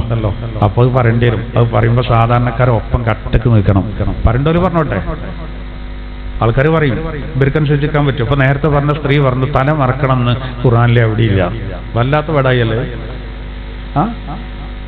അവരായിട്ട് ഇസ്ലാമിന് വേണ്ടി പറയുന്നു, മുസ്ലിം സ്ത്രീകളെ കാര്യം പറഞ്ഞ് കണ്ണീരൊഴുക്കുന്നു. ആലോചിച്ചോക്കൂ സഹോദര, വിശുദ്ധ ഖുർആൻ 33-ാമത്തെ അധ്യായമാണ് സൂറത്തുൽ അഹ്സാബ്. അതിന്റെ 59-ാം വചനത്തിൽ പറയുന്നത് യാ അയ്യുഹൻ നബി ഖുല്ലി അസ്വാജിക വബനാതിക വനിസാഇൽ മുഅ്മിനീന യുദ്നീന അലൈഹിന്ന മിൻ ജലാബീബിഹിൻ. ഒരു മാറ്റമില്ല ഇതിന്. ഓ നബിയെ, അങ്ങ് ഭാര്യമാരോട് പറഞ്ഞോളൂ, മക്കളോട് പറഞ്ഞോളൂ, മുസ്ലിം സ്ത്രീകളോട് മൊത്തത്തിൽ പറഞ്ഞോളൂ, അവർ മൂടുപടവ താഴ്ത്തിയിടട്ടെ. അഹ്സാബ് സൂറത്തിൽ. ഇനി അതേ സൂറത്തിലെ 33-ാം വചനത്തിൽ പറയുന്നത് എന്താ അറിയോ? വഖർന ഫീ ബുയൂതികുന്ന വലാ തബറജ്ന തബറുജൽ ജാഹിലിയ്യത്തിൽ ഊലാ. അന്ധകാര യുഗത്തിൽ സ്ത്രീകൾ കാണിച്ച സൗന്ദര്യ പ്രദർശനം ഒരിക്കലും നിങ്ങൾക്ക് പാടില്ല. വീട്ടിൽ അടങ്ങി ഒതുങ്ങി കഴിയട്ടെ. ആര് പഴഞ്ചനാണെന്ന് പറഞ്ഞാലും ഖുർആന്റെ കൽപ്പന അങ്ങനെയാണ്. അത് മക്കക്കാർക്കോ മദീനക്കാർക്കോ തോയിഫാർക്കോ അല്ലെങ്കിൽ ആ നൂറ്റാണ്ടിലോ മാത്രമല്ല, എല്ലാ കാലത്തേക്കും. ഇപ്പൊ അവർ പറയേണ്ടതെന്ന് വെച്ചാൽ ഹിന്ദുക്കളിൽ അവർ കാലോചിതമായ മാറ്റം വരുത്തി, ക്രൈസ്തവരിൽ ഒരു കാലോചിതമായ മാറ്റം വരുത്തി, ഇവർ മാറ്റം വരുത്താൻ ശ്രമിക്കണില്ല. നമ്മളെ പറ്റിയുള്ള പരാതി. നമ്മളെ ഇതിൽ ഒരു മാറ്റം വരൂല. ആളുകൾ ചിലപ്പോൾ ലംഘനം കാണിക്കുന്നുണ്ടാവും, പക്ഷെ മാറ്റം വരുത്താൻ പറ്റൂല. മോമിനിയങ്ങൾ എന്തായിരുന്നാലും അതിൽ ഉറച്ചു നിൽക്കും. അപ്പൊ നമ്മളെ സഹോദരിമാർക്ക് ആർക്കും ഇല്ലാത്ത പരാതി പുറത്തുള്ളവർക്ക് എന്തിനാ? ഒരു വിഷയം കിട്ടാൻ നിൽക്കുകയാണ് ചാനലുകാർ, ഇവരിങ്ങനെ കാത്തിക്കല്ലേ എന്തെങ്കിലും കിട്ടുന്ന വേണ്ട ചർച്ച ചെയ്യണില്ല. ഇന്ത്യയിലെ മൊത്തം മുസ്ലിമീങ്ങൾ പിന്നെ പാകിസ്ഥാനിൽ പോകണമെന്ന് പറഞ്ഞ ആള് പോലീസുകാർക്ക് ഇപ്പോഴും അയാളെ കിട്ടണില്ല. അത്ര തടിയുള്ളൊരു മനുഷ്യണ്ടായിട്ട് ആലോചോഗ്യങ്ങൾ. ഇപ്പൊ നേരത്തെ പറഞ്ഞ ആ പയ്യനെ പിടിച്ച ഇടങ്ങാറൊന്നുമില്ല ഇയാളെ പിടിക്കാന്. കാരണം എന്താ? ഇന്നലെ എന്തായിരുന്നാലും ചെറിയൊരു അഡ്ജസ്റ്റ്മെന്റ് ഉണ്ടാവും. കാരണം എന്താ? ഇന്നലെ പിടിച്ചവനൊന്ന് ഞായറും കഴിഞ്ഞിട്ട് വേണം നാളേക്ക് തുടങ്ങാൻ. അപ്പൊ തൽക്കാലം ഇങ്ങനെ അയാൾ ഇപ്പോൾ ഒളിവിലാണെന്ന് പറഞ്ഞിങ്ങനെ പോയാലും ഇന്ന് ഞായറും കൂടി കഴിഞ്ഞാൽ നാളെ സംഭവം ശരിയാ കലവിൽ കല്യാമാരെ. ഇതെന്താ ചർച്ച വരാത്ത? ഒരു കമ്മ്യൂണിറ്റിയെ മൊത്തത്തിൽ അടിച്ചാക്ഷേപിച്ചത് അത്രക്കും വലിയ പ്രശ്നമാണ്. മൊത്തത്തിൽ ഈ സമുദായത്തെ മൊത്തത്തിൽ എന്താ അങ്ങനെ ഒരു വിരാന്തുണ്ടോ? നിയമം പലർക്കും പല കോലത്തിലാണ്. അതാ ചർച്ച വരാത്ത? ഇന്ത്യയിൽ നിന്ന് പിന്നെ നമ്മളെ ആളുകൾ അമേരിക്കയിൽ നിന്ന് കയ്യും കാലും കെട്ടി 22 മണിക്കൂറൊക്കെയാണ് മൂത്രമൊഴിക്കാൻ കൂടി സമ്മതിക്കാതെ കാലടക്കം ചങ്ങലക്കെട്ട് കൊടുന്നത്. ഇവിടെ ചാനലുകാർക്ക് ഇതൊന്നും ചർച്ച ചെയ്യാൻ നേരല്ല. ഖുർആനിലെ ആയത്ത് മാറ്റം വരുത്താൻ പറ്റുമെന്നുള്ളതാണ്. ഏതെങ്കിലും ഉസ്താദുമാര് ദീനിന്റെ കാര്യം പറഞ്ഞാൽ അപ്പോഴേക്ക് അതിന് പൊങ്കാലട നടക്കുകയാണ്. ഒരു ഉളുപ്പ് വേണ്ടേ? ചർച്ച ചെയ്യുമ്പോൾ അതിന് വിഷയത്തിന് എന്തെങ്കിലും ഒരു ഇത് വേണ്ടേ? എന്തിനാണ് ഈ ചർച്ച? എന്തിനാണ് ഈ ബഹളം എന്നുള്ളത്? അപ്പൊ നമ്മൾ ഈ കാര്യങ്ങൾ എന്ത് ചെയ്യണമെന്നറിയോ? മനസ്സിലാക്കണം. ഞാൻ എപ്പോഴും ഇങ്ങനെ ആലോചിക്കേ, ഇത് ജിഹാദിയാണെന്നൊക്കെ ചോദിച്ചാൽ ചില ആൾക്ക് പറയേ പക്ഷേ ഈ തെറ്റിദ്ധാരണയുള്ളോ? ജിഹാദിന്റെ വാക്കിന്റെ അർത്ഥം പോലും അറിയാത്തതുകൊണ്ടാണ് വെറുതെ ബേജാറാക്കിയുള്ളോ. ഇപ്പൊ ഞാൻ പറയട്ടെ, നമ്മളിപ്പോ പിന്നെ പണ്ട് ഇവിടെ പാകിസ്ഥാനിൽ പോയിട്ട് പൊട്ടിച്ചല്ലേ നമ്മളെ ജവാന്മാര്. ആ ജവാന്മാരിൽ ഒരു മുസ്ലിം ഉണ്ടെങ്കിൽ ഇസ്ലാമികമായിട്ട് അതൊരു ജിഹാദാണല്ലോ. അള്ളാന്റെ മാർഗത്തിൽ സ്വന്തം രാജ്യത്തിന് വേണ്ടിയിട്ടുള്ളൊരു ത്യാഗാണത്. ജിഹാദ് പറഞ്ഞാൽ അള്ളാന്റെ മാർഗത്തിലുള്ള പരിശ്രമമാണ്. ഇപ്പൊ നമ്മൾ ഈ വരവ് ഒരു ജിഹാദാണ്. അത് ചെയ്യുന്ന ആളെ ജിഹാദി എന്ന് പറയാം. നമ്മളിപ്പോ ആ മുസ്ലിം സഹോദരങ്ങൾക്ക് വീട് വെച്ചുകൊടുക്കേണ്ട ഏർപ്പാടില്ല നമ്മളതിൽ. അത് ജിഹാദാണ്. ഇതിന് പൈസ കൊടുത്തവർക്ക് ജിഹാദി എന്ന് പറയാം. ഇത് തെറ്റിദ്ധരിപ്പിക്കാൻ നമ്മളെപ്പോഴേക്ക് ബേജാറാകരുത്. ഇത് ജിഹാദിയാണ്, ഞാൻ ജിഹാദിയാണ്. പക്ഷെ എന്റെ ജിഹാദ് ഏതാണ്? അന്യ മതസ്ഥരെ ആക്രമിക്കണം എന്ന് പറയേണ്ട ജിഹാദല്ല. അതില്ല, അങ്ങനത്തെ ഒരു പരിശ്രമമല്ല. ഐക്യത്തിലും സ്നേഹത്തിലും കഴിയണം എന്നുള്ള നമ്മളെ പൂർവികർ അതാണ് കാണിച്ചു തന്നത്. അപ്പൊ ഇതൊക്കെ എന്താ അറിയോ? വെറുതെ പറഞ്ഞു വലുതാക്കിയിട്ട് തെറ്റിദ്ധരിപ്പിക്കണം. അപ്പൊ നമ്മളെങ്കിലും നമ്മളെ മതത്തിന്റെ ഓരോ കാര്യങ്ങളും നിയമങ്ങൾ അള്ളാഹു ഖുർആനിലൂടെ പറഞ്ഞത് അടിസ്ഥാനമുള്ള വിഷയങ്ങളുണ്ടല്ലോ, അത് എല്ലാ നിലക്കും വളരെ ഫിറ്റായിരിക്കും. അതിലൊരു മാറ്റം വരുത്താൻ അവകാശമില്ല. അതുകൊണ്ട് അതിന് സമരം ചെയ്താൽ പണ്ട് സഅദ് റളിയല്ലാഹുവിന്റെ ഉമ്മ സമരം ചെയ്ത് പൊളിഞ്ഞ മാർക്കാവും. ഞാൻ ഭക്ഷണം കഴിക്കൂലാറിഞ്ഞില്ലേ? 48 മണിക്കൂർ നീണ്ടുന്ന സമരം പിൻവലിച്ചല്ലോ. എന്നമാർക്ക് ഇന്ന് പോരേണ്ടി വരും, വണ്ടി കയറേണ്ടി വരും, തൂങ്ങലടക്കൂല. അതിന് കേസെടുക്കാൻ വേണ്ട. അപ്പൊ പോട്ടെ, ഇപ്പൊ കത്തിക്കുന്ന ഓരോ വിഷയങ്ങളായതുകൊണ്ട് ഞാൻ സൂചിപ്പിച്ച എല്ലാവരും ഇപ്പോ പിന്നെ ഈ സോഷ്യൽ മീഡിയ കൈകാര്യം ചെയ്യുന്നവരാണ്. ഇതൊക്കെ കാണുമ്പോൾ നമ്മളെ ഉള്ളിന്റെ ഉള്ളിൽ പറയും പോലെ തന്നെ എന്താ ഇതിനൊക്കെ നമ്മൾ മറുപടി അറിയാം എന്നൊന്നും കരുതരുത്. നമ്മുടെ സഹോദരിമാരൊക്കെ ഈ കാര്യങ്ങൾ ബോധ്യപ്പെടുത്തണം. നമ്മൾ അല്ലാഹു സുബ്ഹാനഹു വ തആല നമുക്കെല്ലാം നിലക്കും ഇസ്സത്ത് പ്രദാനം ചെയ്യട്ടെ.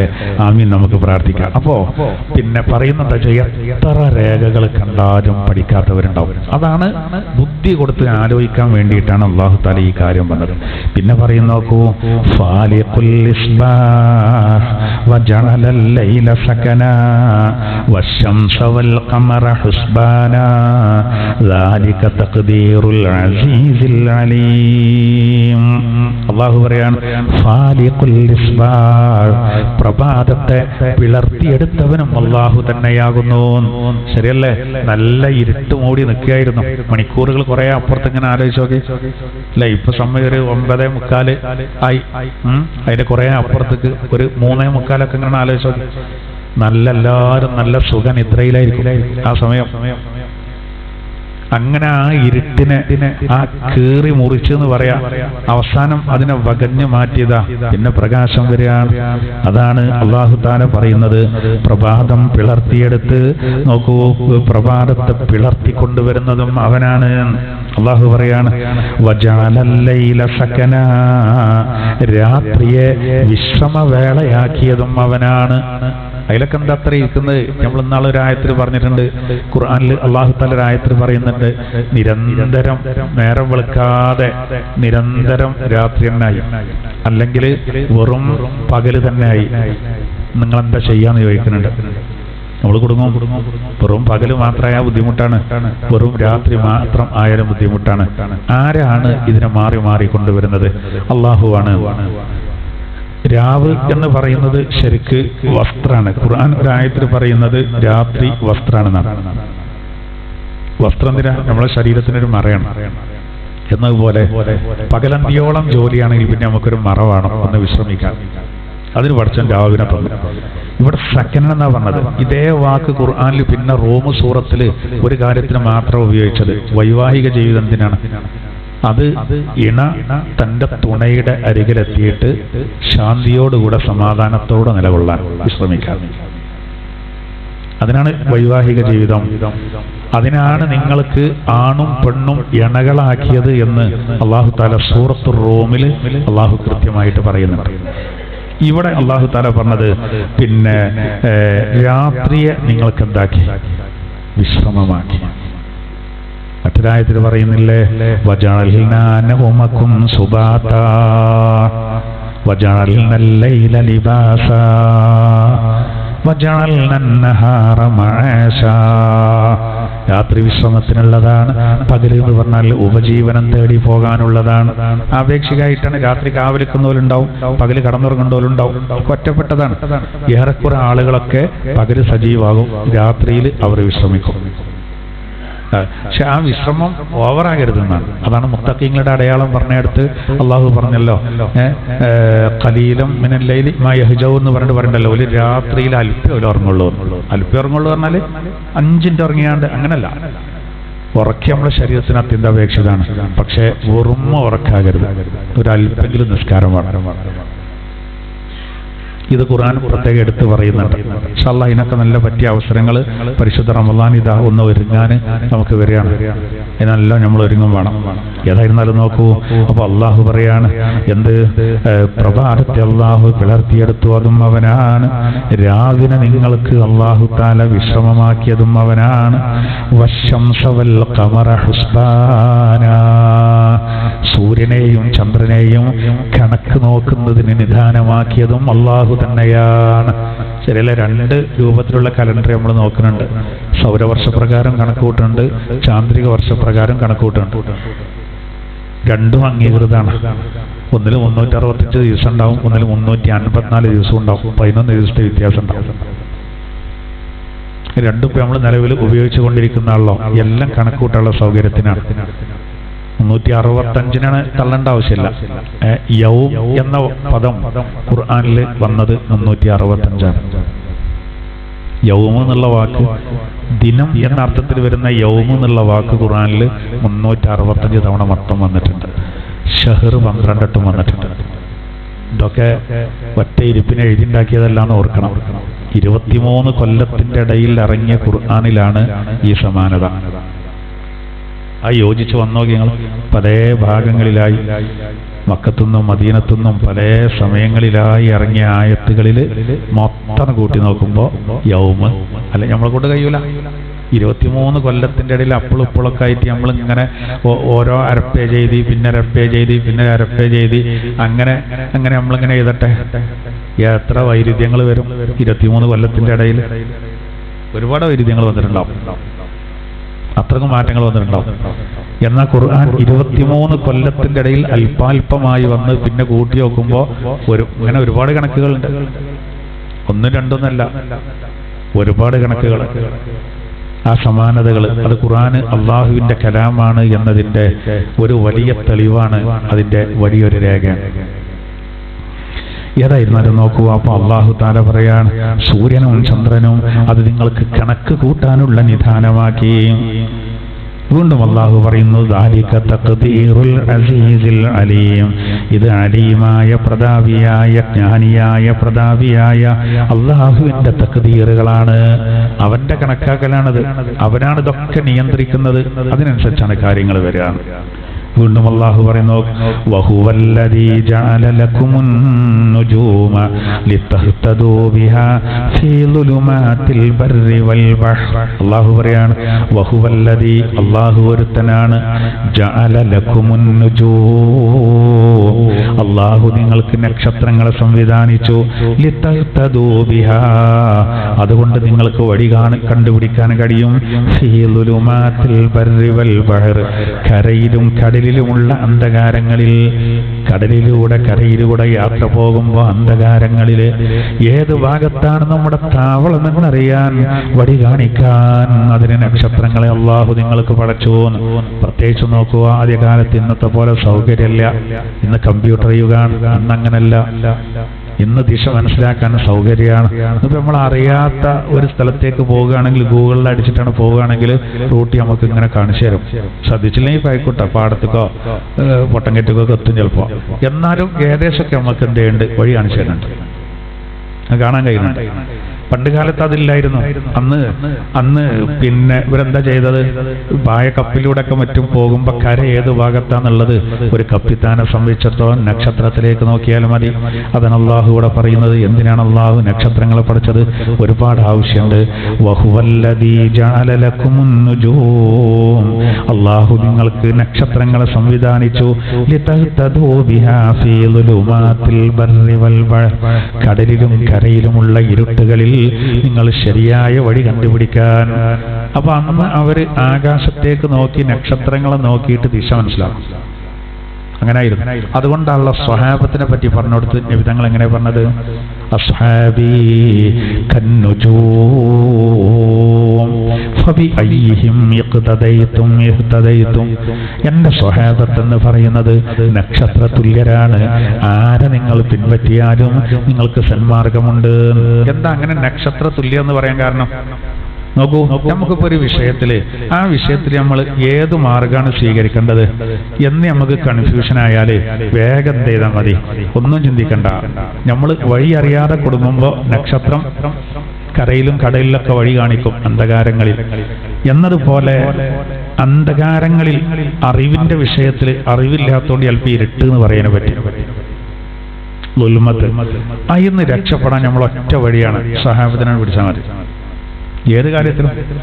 ഇപ്പോൾ ഒരാൾ നമ്മളോട് പറയാണ്, വെള്ളിയാഴ്ച പള്ളിക്ക് ഉസ്താദ് മുക്രി ഉസ്താദ് പിന്നെ മറ്റേ ബാങ്ക് വിളിക്കാൻ. അപ്പോൾ ചുമഴക്ക് വന്ന് ഒരുത്തൻ നമ്മളെ തോണ്ടിയിട്ട് പറയാ, നബിന്റെ കാലത്തൊക്കെ ഇല്ലാത്തൊരു പരിപാടിയാണ്. നബിന്റെ കാലത്തൊക്കെ ചുമഴക്ക് ഒരു ബാങ്കാണ്. ഇവിടെ കണ്ടില്ലേ നമ്മളെ പള്ളിക്ക് 2 ബാങ്ക്. അപ്പൊ നമ്മളെന്താ പറയണ്ടേ, സത്യമാണോ പറയണ്ടത്? ഉസ്താനോടൊന്ന് ചോദിക്കണല്ലോ അതിനെപ്പറ്റി. അങ്ങനെ ഉണ്ടെങ്കിൽ ഒഴിവാക്കണല്ലോ. അത് കൂട്ടാനേക്കാരം എല്ലാവർക്കും മടി, ഒഴിവാക്കാൻ എല്ലാവർക്കും ഇഷ്ടേക്കാരം. അത്തിരി സമയം കിട്ടൂല. വേഗം നീച്ചു വേണ്ടല്ലോ. ഒരു ബാങ്കിന്റെ ടൈം 3 മിനിറ്റ് കിട്ടിയാല് അപ്പോ അവന് പറഞ്ഞു കൊടുക്ക, സുഹൃത്തെ വെറുതെ പറയണ്ട, സംഭവം ശരിയാ, നബിയുടെ കാലത്ത് അതില്ലായിരുന്നു, പക്ഷെ തർക്കിക്കണ്ട. വഴി അറിയാത്തവന് നക്ഷത്രം വഴി കാണിക്കുന്ന പോലെ ഒരു വിഷയത്തിൽ, ദീനീ വിഷയത്തിൽ തർക്കം വന്ന വേഗം നക്ഷത്ര തുല്യരായ സ്വഹാബത്തിനെ പിടിച്ചാൽ മതി. ഉസ്മാൻ റളിയല്ലാഹു കൊണ്ടുവന്ന സംവിധാനമാണ്. ഓഹോഹോ, എന്നാ പോട്ടെ, ശരിയല്ലേ? അപ്പൊ വേറൊരുത്തം പറയാണ്, നിങ്ങളിപ്പോ ഖുർആൻ പിൻപറ്റണം എന്ന് പറഞ്ഞല്ലോ, നബിന്റെ കാലത്ത് ഖുർആൻ 2 ചട്ടക്കുള്ളിലാക്കിയില്ലല്ലോ. അവന് സംശയിക്കണ്ട, അബൂബക്കർ റളിയല്ലാഹു അൻഹു നക്ഷത്രത്തെ പിടിച്ചാൽ മതി, സിദ്ദീഖ് റളിയല്ലാഹു അൻഹു അതിന്റെ കാരണക്കാരൻ, ഉമർ റളിയല്ലാഹു അൻഹു കാരണക്കാരൻ. സിദ്ദീഖ് റളിയല്ലാഹു അൻഹു പറഞ്ഞു, അവർ രണ്ടാവും. അങ്ങനെയാണ് അതിന് ഓർഡർ പ്രഖ്യാപിച്ചത്. അതിനാണ് സെയ്ദ് ഇബ്നു സാബിത്ത് റളിയല്ലാഹു അൻഹു ചുമതലപ്പെടുത്തിയത്. അങ്ങനെ ഓരോ കാര്യങ്ങൾ. അപ്പൊ വേറെ ആൾ പറയണം, അല്ല നമ്മളിപ്പോ ഈ സമത്വത്തിന്റെ ഭാഗമായിട്ട് എന്താ നമ്മളെ പെണ്ണുങ്ങളെയൊക്കെ കൊണ്ടുപോയാൽ പള്ളിയിൽ ചിലർക്ക് അങ്ങനെ കൊണ്ടുപോകണുണ്ടല്ലോ, എന്തേക്കും ബഹുഭൂരിപക്ഷം പള്ളികളിലൊന്നും അങ്ങനെ കൊണ്ടുപോകാത്ത? അതിന് വേജാറണ്ട, വേഗം സഹാബത്തിനെ പിടിച്ചാൽ മതി. ഉമ്മു ഹുമൈദിന് സായിദ് റളിയല്ലാഹു അൻഹു നബിയോട് വന്നിട്ട് പറയാൻ, നബിയെ മദീന പള്ളിക്ക് ഞങ്ങൾ നിസ്കരിക്കാൻ വരട്ടെ, എന്തെങ്കിലും ഒരു ഗ്യാപ്പ് ഉണ്ടെങ്കിൽ നബി അപ്പം കൊടുക്കും. ജ് മാത്രല്ലേ ഇളച്ചിനും മൂത്തച്ഛനും നാത്തുനെയും ഒക്കെ കൂട്ടിക്കൂടേനോന്നല്ല പറയണ്ട്. ഇല്ല, വീട്ടിൽ നിന്ന് മതി കേട്ടോ. അപ്പൊ അത് പിടിച്ചാൽ പോരെ. ഇങ്ങനെ ഓരോ വിഷയങ്ങൾ ഇങ്ങനെ എടുത്ത് നോക്കി. നമ്മൾ സിയാറത്തിന് പോകാണ്. ഈ സിയാറത്തൊക്കെ നബിന്റെ കാലത്തുണ്ടോ? ഉണ്ട്, നബിയുടെ കാലത്തുണ്ട്. നിമിതങ്ങൾ പോയിട്ടുണ്ട്. റായത്ത് സൂറത്തിലായത്ത് ഗവർണ ഓതിയിട്ടുണ്ട്. സലാമുൻ അലൈക്കും തുബുത്തും എന്ന് പറഞ്ഞ ആയത്ത് ഓതിയിട്ടുണ്ട്. ഫനീർ മൗഖുബദ്ദാർ എന്നുള്ള ആയത്ത്. അത് ശ്രദ്ധിക്കുന്നവർ അതേ നിലപാട് തുടർന്നു. അവർ നക്ഷത്ര തുല്യരായ അവരെ പിൻപറ്റിയാൽ മതി. ഇന്നത്തെ കാലഘട്ടത്തിൽ പ്രത്യേകം. അത് മാത്രമല്ല, ഓരോ സ്വഹാബിമാരെ നമ്മൾ റോൾ മോഡലാക്കണം. നമ്മൾ പെണ്ണുങ്ങളൊക്കെ ഓരോ ബീവിമാരെ പിടിച്ചാൽ മതി. എന്നാ നമ്മൾ വിജയിച്ചു. ഉമ്മു സലമ ബീവിയെ പിടിച്ചാൽ മതി. എന്നാ നമ്മൾ ഷിയാർ ലോകത്ത് ഇങ്ങനെ കാണാം. ഉമ്മു സലമ ബീവി മദീന തെരുവിലൂടെ ഒരു പോകുമ്പോ 2 പക്ഷികൾക്ക് ചുമലിൽ ഇരിക്കാവുന്ന ഒതുക്കത്തിലായിരുന്നു പോയിരുന്നതെന്നാണ്. ആ ഒതുക്കം ചിലരിൽ ഇല്ലാത്തോണ്ടാണ് നമ്മൾ പറയേണ്ടത് ഒതുക്കം വേണട്ടോ, അയച്ചാത്ത കൈചാത്ത വരും എന്നാണില്ലേ. അതൊന്നും ശരിയല്ല, നിലപാടുകളൊന്നും ശരിയല്ല എന്ന് പറയാനുള്ള കാരണം അതാണ്. നമുക്ക് നമ്മുടേതായൊരു സംസ്കാരമുണ്ട്, ആ സംസ്കാരത്തിൽ നിൽക്കണം. അപ്പോൾ നക്ഷത്ര തുല്യരായ ഇപ്പൊ ചിലപ്പോൾ നമുക്ക് തോന്നുന്ന എന്താ പറയുക, ഇത്തരം കാര്യങ്ങളും ഇനിയൊന്നും നടക്കൂല കേട്ടോ. അതിനൊന്നുമില്ല, നടക്കുക ചെയ്യും. അത് ഒരു കൂട്ടർക്ക് നടക്കൂലെന്ന് തോന്നും. അങ്ങനെ കുറേ തെറിച്ചു പോകും, തുളുമ്പി പോകും. അത് പോയിക്കോട്ടെ. കാമ്പുള്ള പോലെ എന്തായിരുന്നാലും ഒരു കൂട്ടരുണ്ടാവും. പിന്നെ അപ്പൊ നമുക്ക് ഇത്ര ആൾക്കാരെ വേണമെന്നുള്ള ഇതൊന്നും ഇല്ലല്ലോ, അങ്ങനൊന്നുമില്ല. അതുള്ള കേടയിച്ച് കിട്ടേണ്ടത് മതി. നമ്മൾ ബേജാറായിട്ടൊന്നും കാര്യമില്ല. ഏതായിരുന്നാലും നക്ഷത്രത്തെ പറയുമ്പോൾ ഇവിടെ അതിന്റെ വ്യാഖ്യാനത്തിൽ വരുന്ന ഒരു കാര്യമാണ്. എന്നിട്ട് നോക്കൂ, വീണ്ടും അല്ലാഹു പറയുകയാണ്, ഖദ് ഫസ്സൽനല്ലായാതി ലിഖൗമി യഅലമൂൻ. വിവരമുള്ള ഒരു ജനതക്ക്, ഒരു സമൂഹത്തിന് നാം ദൃഷ്ടാന്തങ്ങൾ വിശദീകരിച്ചു കൊടുക്കുകയാണ്. അതാണ് ഇത്രയും നമ്മളിത് പരത്തി പറയാൻ കാരണം. വിവരമുള്ള ആളുകൾക്ക് ഇങ്ങനെ പറഞ്ഞാൽ തന്നെ കാര്യങ്ങളൊക്കെ എന്തെയും മനസ്സിലാവും. അതിനാണ് പ്രകൃതിയിൽ നിന്ന് ചില ദൃഷ്ടാന്തങ്ങളെ അല്ലാഹു തആല ഇവിടെ ഉണർത്തിയത്.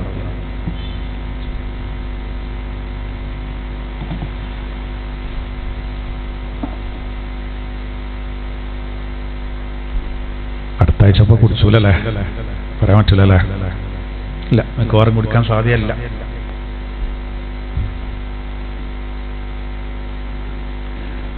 മാസം കണ്ടാല് ഞായറാഴ്ച നോമ്പേ കാരണം അല്ലെ. വെള്ളിയാഴ്ച 28, ശനി 29 കണ്ടാലേ ഞായറാഴ്ച ആവുള്ളൂ. ചിലർ പറയണ്ട് 28 കാണും ആവോ എന്നുള്ളടത്ത ഫുള്ള്. ആദ്യം കാണല് കഴിച്ച അങ്ങനെ കാരണം. എന്തായിരുന്നാലും ഞായറാഴ്ച മിക്കവാറും ചായ കുടിക്കൂല എന്നുള്ളത് തന്നെ ഇപ്പോഴുള്ളത്. ഏതായാലും ഇൻഷാ അല്ലാഹ് അതിൽ വിഷമമുണ്ടായിരുന്നു കേട്ടോ, വിഷമമുണ്ടായിരുന്നു. കാരണം എന്താ വെച്ചാല് നല്ല സന്തോഷത്തോടു കൂടെ നമ്മൾ സ്വീകരിക്കണം. ഞാൻ ലാസ്റ്റ് വരെ കുറച്ചതിനെ പറ്റി ഒരായത്ത് കൂടിയുണ്ട്. വഹുവല്ലദീ അൻശഅകും മിൻ നഫ്സിൻ വാഹിദ ഫമുസ്തഖറുൻ വമുസ്തൗദഅ ഖദ് ഫസ്സൽനല്ലായാതി ലിഖൗമി യഫ്ഖഹൂൻ. നോക്കൂ, അല്ലാഹു തആല തുറന്നു പറയാണ്, വഹുവല്ലദീ, അല്ലാഹു ഒരുത്തനാണ്, അൻശഅകും മിൻ നഫ്സിൻ വാഹിദ, ഒറ്റ ശരീരത്തിൽ നിന്ന് നിങ്ങളെ സൃഷ്ടിച്ചു, അല്ലെങ്കിൽ ഒറ്റ ആത്മാവിൽ നിന്ന് നിങ്ങളെ സൃഷ്ടിച്ചു. രണ്ടർത്ഥമുണ്ട്. ഒറ്റ ശരീരത്തിൽ നിന്ന് നിങ്ങളെ സൃഷ്ടിച്ചു എന്ന് പറഞ്ഞാൽ ആദം നബിയാണ്. ഒറ്റ ആത്മാവിൽ നിന്ന് പറയുമ്പോൾ മുഹമ്മദ് നബിയാണ് സല്ലല്ലാഹു അലൈഹി വസല്ലം. രണ്ടും അതിനുണ്ട്. നഫ്സിന്, റൂഹിന് നഫ്സ് എന്ന് പറയും, റൂഹിന് നഫ്സ് എന്ന് പറയും. ഇവിടെ രണ്ടും അതുകൊണ്ട് വിശദീകരണം ഉണ്ട്. ഒന്നാമത്തെ എന്താ, നഫ്സിന് നേരർത്ഥം ശരീരം. ഒരു നഫ്സ് എന്നാണ് നിങ്ങളെല്ലാവരും പഠിച്ചത് എന്ന് പറഞ്ഞാൽ ആദം നബി അലൈഹി സ്വലാത്തു വസ്സലാമിൽ നിന്നാണ് നിങ്ങളൊക്കെ വന്നത് എന്നാണ്. നഫ്സിന്റെ തുടക്കം അതാണല്ലോ. രണ്ടാമത്തെ അർത്ഥമാണ്, അതിനാണ് കൂടുതൽ ചാൻസ് എന്നാണ്, അതിനാണ് കൂടുതൽ വ്യാഖ്യാനം പറയുന്നത്. അതായത് വഹുവല്ലദീ അൻശഅകും മിൻ നഫ്സിൻ വാഹിദ, ഒറ്റ ആത്മാവിൽ നിന്നാണ് നിങ്ങൾ സൃഷ്ടിക്കപ്പെട്ടത്. നിങ്ങളെ നാം അല്ലാഹു സൃഷ്ടിച്ച, അല്ലാഹു പറയാണ്, അല്ലാഹു നിങ്ങളെ സൃഷ്ടിച്ചത് ഒറ്റ ആത്മാവിൽ നിന്നാണ്. ഈ ആയത്തിന്റെ വിശദീകരണത്തിൽ കാണാൻ നബി സല്ലല്ലാഹു അലൈഹി വസല്ലം തങ്ങൾ ഇതിനെ വിശദീകരിച്ച് പറഞ്ഞു, അവ്വലു മാ ഖലഖല്ലാഹു റൂഹി, അല്ലാഹു ആദ്യമായി സൃഷ്ടിച്ചത് എൻ്റെ ആത്മാവിനെയാണ്. ആദ്യമായിട്ട് ശരീരം പടച്ചത് പിന്നെ ആദം നബിന്റെ ആണെങ്കിലും ആത്മാവിനെ അല്ലാഹു തആല ആദ്യം പടച്ചത് ആരതാണ്? അഷ്റഫുൽ ഖൽഖ് സല്ലല്ലാഹു അലൈഹി വസല്ലം തങ്ങളുടേതാണ്. അതാണ് പറഞ്ഞത്, നിന്റെ റൂഹിനെയാണ് ആദ്യം പഠിച്ചത്. നമ്മൾ ശുആറാ സൂറത്തിന്റെ ലാസ്റ്റ് ഉണ്ടല്ലോ, സുജൂദ് ചെയ്യുന്നവരുടെ മുതുകിലൂടെ കൈമാറ്റം ചെയ്യപ്പെട്ടത് നബിയെ അള്ളാഹു കൃത്യമായി അറിയുന്നവനാണ്. അതായത് നബിയുടെ ഒളിവിനെ, പ്രകാശത്തെ അള്ളാഹു തആല ആദ്യം പഠിച്ചിട്ട് അതിങ്ങനെ പരിശുദ്ധാത്മാക്കളുടെ മുതുകിലൂടെ കൈമാറ്റം ചെയ്യപ്പെട്ടതാണ്. നല്ല ആളുകളുടെ മുതുകിലൂടെ അതിങ്ങനെ കൈമാറ്റം ചെയ്യപ്പെട്ട് അത് ആമിന അബ്ദുള്ള ദമ്പതിമാരിലൂടെ അള്ളാഹു ഈ ഭൂലോകത്തേക്ക് കൊണ്ടുവന്നു. അപ്പൊ ആദ്യം എല്ലാത്തിന്റെ അടിസ്ഥാനം അതാണ്. അള്ളാഹു പറഞ്ഞത് ഖുദ്സിയായ ഹദീസിൽ, ലൗലാക ലൗലാക ലമാ ഖലഖതുൽ അഫ്ലാഖ്, നബിയെ അങ്ങില്ലായിരുന്നെങ്കിൽ അണ്ഡകടാഹങ്ങളെ നാം സൃഷ്ടിക്കുമായിരുന്നില്ല, അങ്ങുണ്ടായതുകൊണ്ടാണ് ഞാനിതൊക്കെ സൃഷ്ടിച്ചത് എന്ന് അള്ളാഹു നബിയോട് പറഞ്ഞത് നബി തങ്ങൾ ഉദ്ധരിക്കുന്നുണ്ട്. അവൻ നഫ്സ് എന്ന് പറഞ്ഞാൽ റൂഹാകാം, നഫ്സ് ശരീരമാകാം. എന്നിട്ട് അള്ളാഹു തുറന്ന് പറയാണ് എന്നിട്ട് അതിന് അള്ളാഹു സുബ്ഹാനഹു വ തആല ഓരോ സ്ഥിര സങ്കേതവും താവളവും ഉണ്ടാക്കി കൊടുത്തു. അതെന്താ സംഭവം, എന്താണ് ഈ താവളം, അതുപോലെ തന്നെ പിന്നെ ഇത് അതുകൊണ്ടുള്ള ഉദ്ദേശം എന്താണെന്നുള്ളത് ഖുർആൻ വ്യാഖ്യാതാക്കൾ പറയുന്നുണ്ട്. ഈ മുസ്തഖർ എന്ന് പറഞ്ഞാൽ എന്താണ്? ഒന്ന്, അതുകൊണ്ടുള്ള ഉദ്ദേശം എന്താ അറിയോ? മനുഷ്യരെ ഒറ്റ ശരീരത്തിൽ നിന്ന് അല്ലെങ്കിൽ ഒറ്റ ആത്മാവിൽ നിന്ന് സൃഷ്ടിച്ചു എന്ന് പറഞ്ഞു. പിന്നെ പറയാണ് അതിന് മുസ്തഖറും ഉണ്ട്, മുസ്തൗദവും ഉണ്ട്. മുസ്തഖർ കൊണ്ടുള്ള ഉദ്ദേശം എന്താ വെച്ചാല് അതിന്റെ ഒരർത്ഥം അത് ഉമ്മാന്റെ ഗർഭപാത്രമാണെന്നാണ്.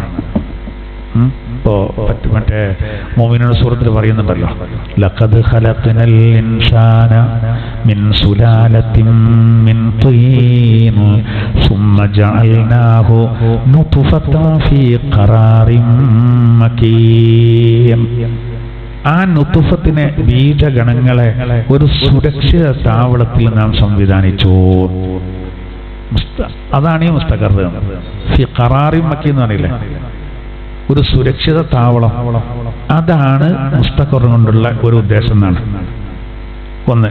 മറ്റൊന്ന് അതുകൊണ്ടുള്ള ഉദ്ദേശം എന്താ വെച്ചാല് അതെന്താണ്, പിന്നെ മുതുകുകളാണ് അതുകൊണ്ടുള്ള ഉദ്ദേശം. അപ്പോ ഒരാളില് അള്ളാഹു തആല നേരത്തെ തന്നെ കണക്കാക്കി ഓന്റെ മുതുകിൽ എത്ര കുട്ടികളുണ്ടാവുന്നു. അതാണ് അതുകൊണ്ട് ഉദ്ദേശം മുസ്തഖർ എന്ന് പറഞ്ഞാല്. അല്ല, അതുകൊണ്ടുള്ള ഉദ്ദേശം എന്താ? ഒരു മനുഷ്യനെ ഇപ്പൊ അള്ളാഹു തആല പഠിച്ചാല് ഓന് മുസ്തഖർ ഒരു താവളം ഉണ്ടാക്കി എന്ന് പറഞ്ഞാല് ഭൂമിയുടെ ഉപരിതലത്തില് ഓന് എത്ര കാലം ജീവിക്കും? ആ കാലാണ് അതിന്റെ ഉദ്ദേശം. അതാണ് പഠിച്ചോ കണക്കാക്കിയ സമയത്ത് പോകും. അന്ന് രാവിലെ ക്ലാസ്സിലെടുത്ത് കിഡ്നി നഷ്ടപ്പെട്ട ഒരു ഉസ്താദ് ഉണ്ടായിരുന്നു. ചെറുപ്പക്കാരനാണ്, വളരെ ചെറുപ്പക്കാരനാണ്, ഒരു കുട്ടിയായിട്ടുണ്ട്. അവിടെ അവർ വലിയ പിരിവൊക്കെ നടത്തിയിരുന്നു, കിഡ്നി മാറ്റിവെക്കാൻ 40 ലക്ഷം രൂപകളൊക്കെ റെഡിയാ പൈസ. മേച്ചായൊരു കിഡ്നി കിട്ടാനും കാത്തു കയറും. ഇന്നലെ പല ഡയാലിസ് ചെയ്തുകൊണ്ടിരിക്കാൻ മരണപ്പെട്ടു. അള്ളാഹു മഗ്ഫിറത്ത് നൽകുമാറാവട്ടെ.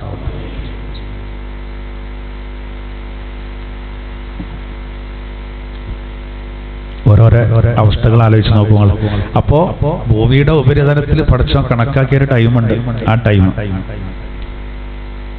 ഇനി മുസ്തൗദ എന്ന് പറഞ്ഞാല് അതും ഇതേപോലെ തന്നെ. അതുകൊണ്ട് ഒരു ഉദ്ദേശം അത് ഭൂമിന്റെ അടിഭാഗമാണ്. അതായത് നമ്മൾ മരിച്ചാല് നമ്മളെ ഖബറാണ്. ഇപ്പൊ ചില പള്ളികളിലൊക്കെ നമ്മൾ ഖബറുകൾ ഓരോരുത്തരും അവനുള്ള കുഴിച്ചിട്ട് അങ്ങനുണ്ട്, അതിനുള്ള പറ്റുന്ന സ്ഥലങ്ങളുണ്ട്. ചിലയിടത്ത് അങ്ങനെ ഉണ്ടാവില്ല. ആദ്യം മരിക്കുന്നവരങ്ങനെ മറയത് പോകുക എന്നുള്ള തീരുമാനക്കാർ. അങ്ങനെയാണെങ്കിൽ ഇപ്പോ നമുക്ക് ആർക്കും എവിടെ നിന്നൊരു കൊടുത്തൂല്ലേ, എവിടെ ഇക്കാരൊക്കെ നമ്മളിതിങ്ങനെ. ഞാൻ സുബൈക്കത്തെ ക്ലാസ് കഴിഞ്ഞിട്ട് പിന്നെ അവിടെ പള്ളി നന്നാക്കുന്നുണ്ട്. അവൻ മയ്യത്ത് കട്ടിലെ പുറത്തേക്ക് വെച്ചിരുന്നത്. സത്യം ഞാൻ കുറേ അതിനെപ്പറ്റി ചിന്തിച്ചു. ക്ലാസ് കഴിഞ്ഞാണ്ട് വെറുതെ അങ്ങനെ പണി നടക്കേണ്ട വാക്കിങ്ങനെ നോക്കിയതാണ്. അപ്പം മയ്യത്ത് കട്ടിലെ പുറത്തേക്ക് എടുത്ത് വെച്ചിരുന്നത്. അപ്പൊ അതിന്റെ അപ്പുറത്തിന്റെ മയ്യത്ത് കുളിപ്പിക്കാനുള്ള സ്റ്റാൻഡ്, 4 പൈപ്പ്, 2 കുടം, മുക്കിപ്പാര, 2 പാട്ട, അതൊക്കെ പള്ളിക്കുന്ന കൊണ്ടുപോകലാണ്.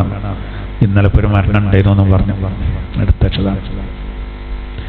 ഞാൻ അങ്ങനെ ആലോചിച്ചപ്പേ നമ്മളൊക്കെ വീടുകളിൽ നമ്മളുള്ള അറേഞ്ച്മെന്റുകളിലെ നമ്മളെ വീട്ടിലെ ജനവാതില്, അതിന്റെ കർട്ടന്, നമ്മളെ കട്ടില്, എന്തൊക്കെ സൗകര്യങ്ങളാണ്. ആ പൈപ്പൊക്കെ ഇങ്ങനെ കണ്ടാലേ എല്ലാവർക്കും ആ പൈപ്പ് തന്നെ കൊണ്ടുപോകണം. ആ മയ്യത്ത് കടത്തള ഒക്കെ ആലോചിച്ചാണ്ടല്ലോ നമുക്കൊന്നും വേണ്ടി വരില്ല. ആ കട്ടിലൊക്കെ അങ്ങനെ കണ്ടാല് മയ്യത്ത് കട്ടില് ഒക്കെ പൊടി പിടിച്ചങ്ങനെ കിടക്കും. ആരെങ്കിലൊന്ന് മരിച്ചാലേ അതൊന്ന് തട്ടുള്ളൂ. അപ്പോഴതിനെ പറ്റി ചിന്തിക്കുള്ളല്ലോ.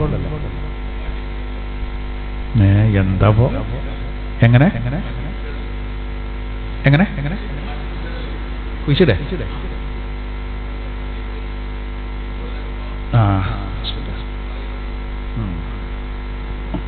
മാറ്റി കുഴിച്ചില്ലാന്നൊക്കെ പറയുമ്പോളേ കുറച്ച് ഏറി വന്നൊരു തോന്നല്.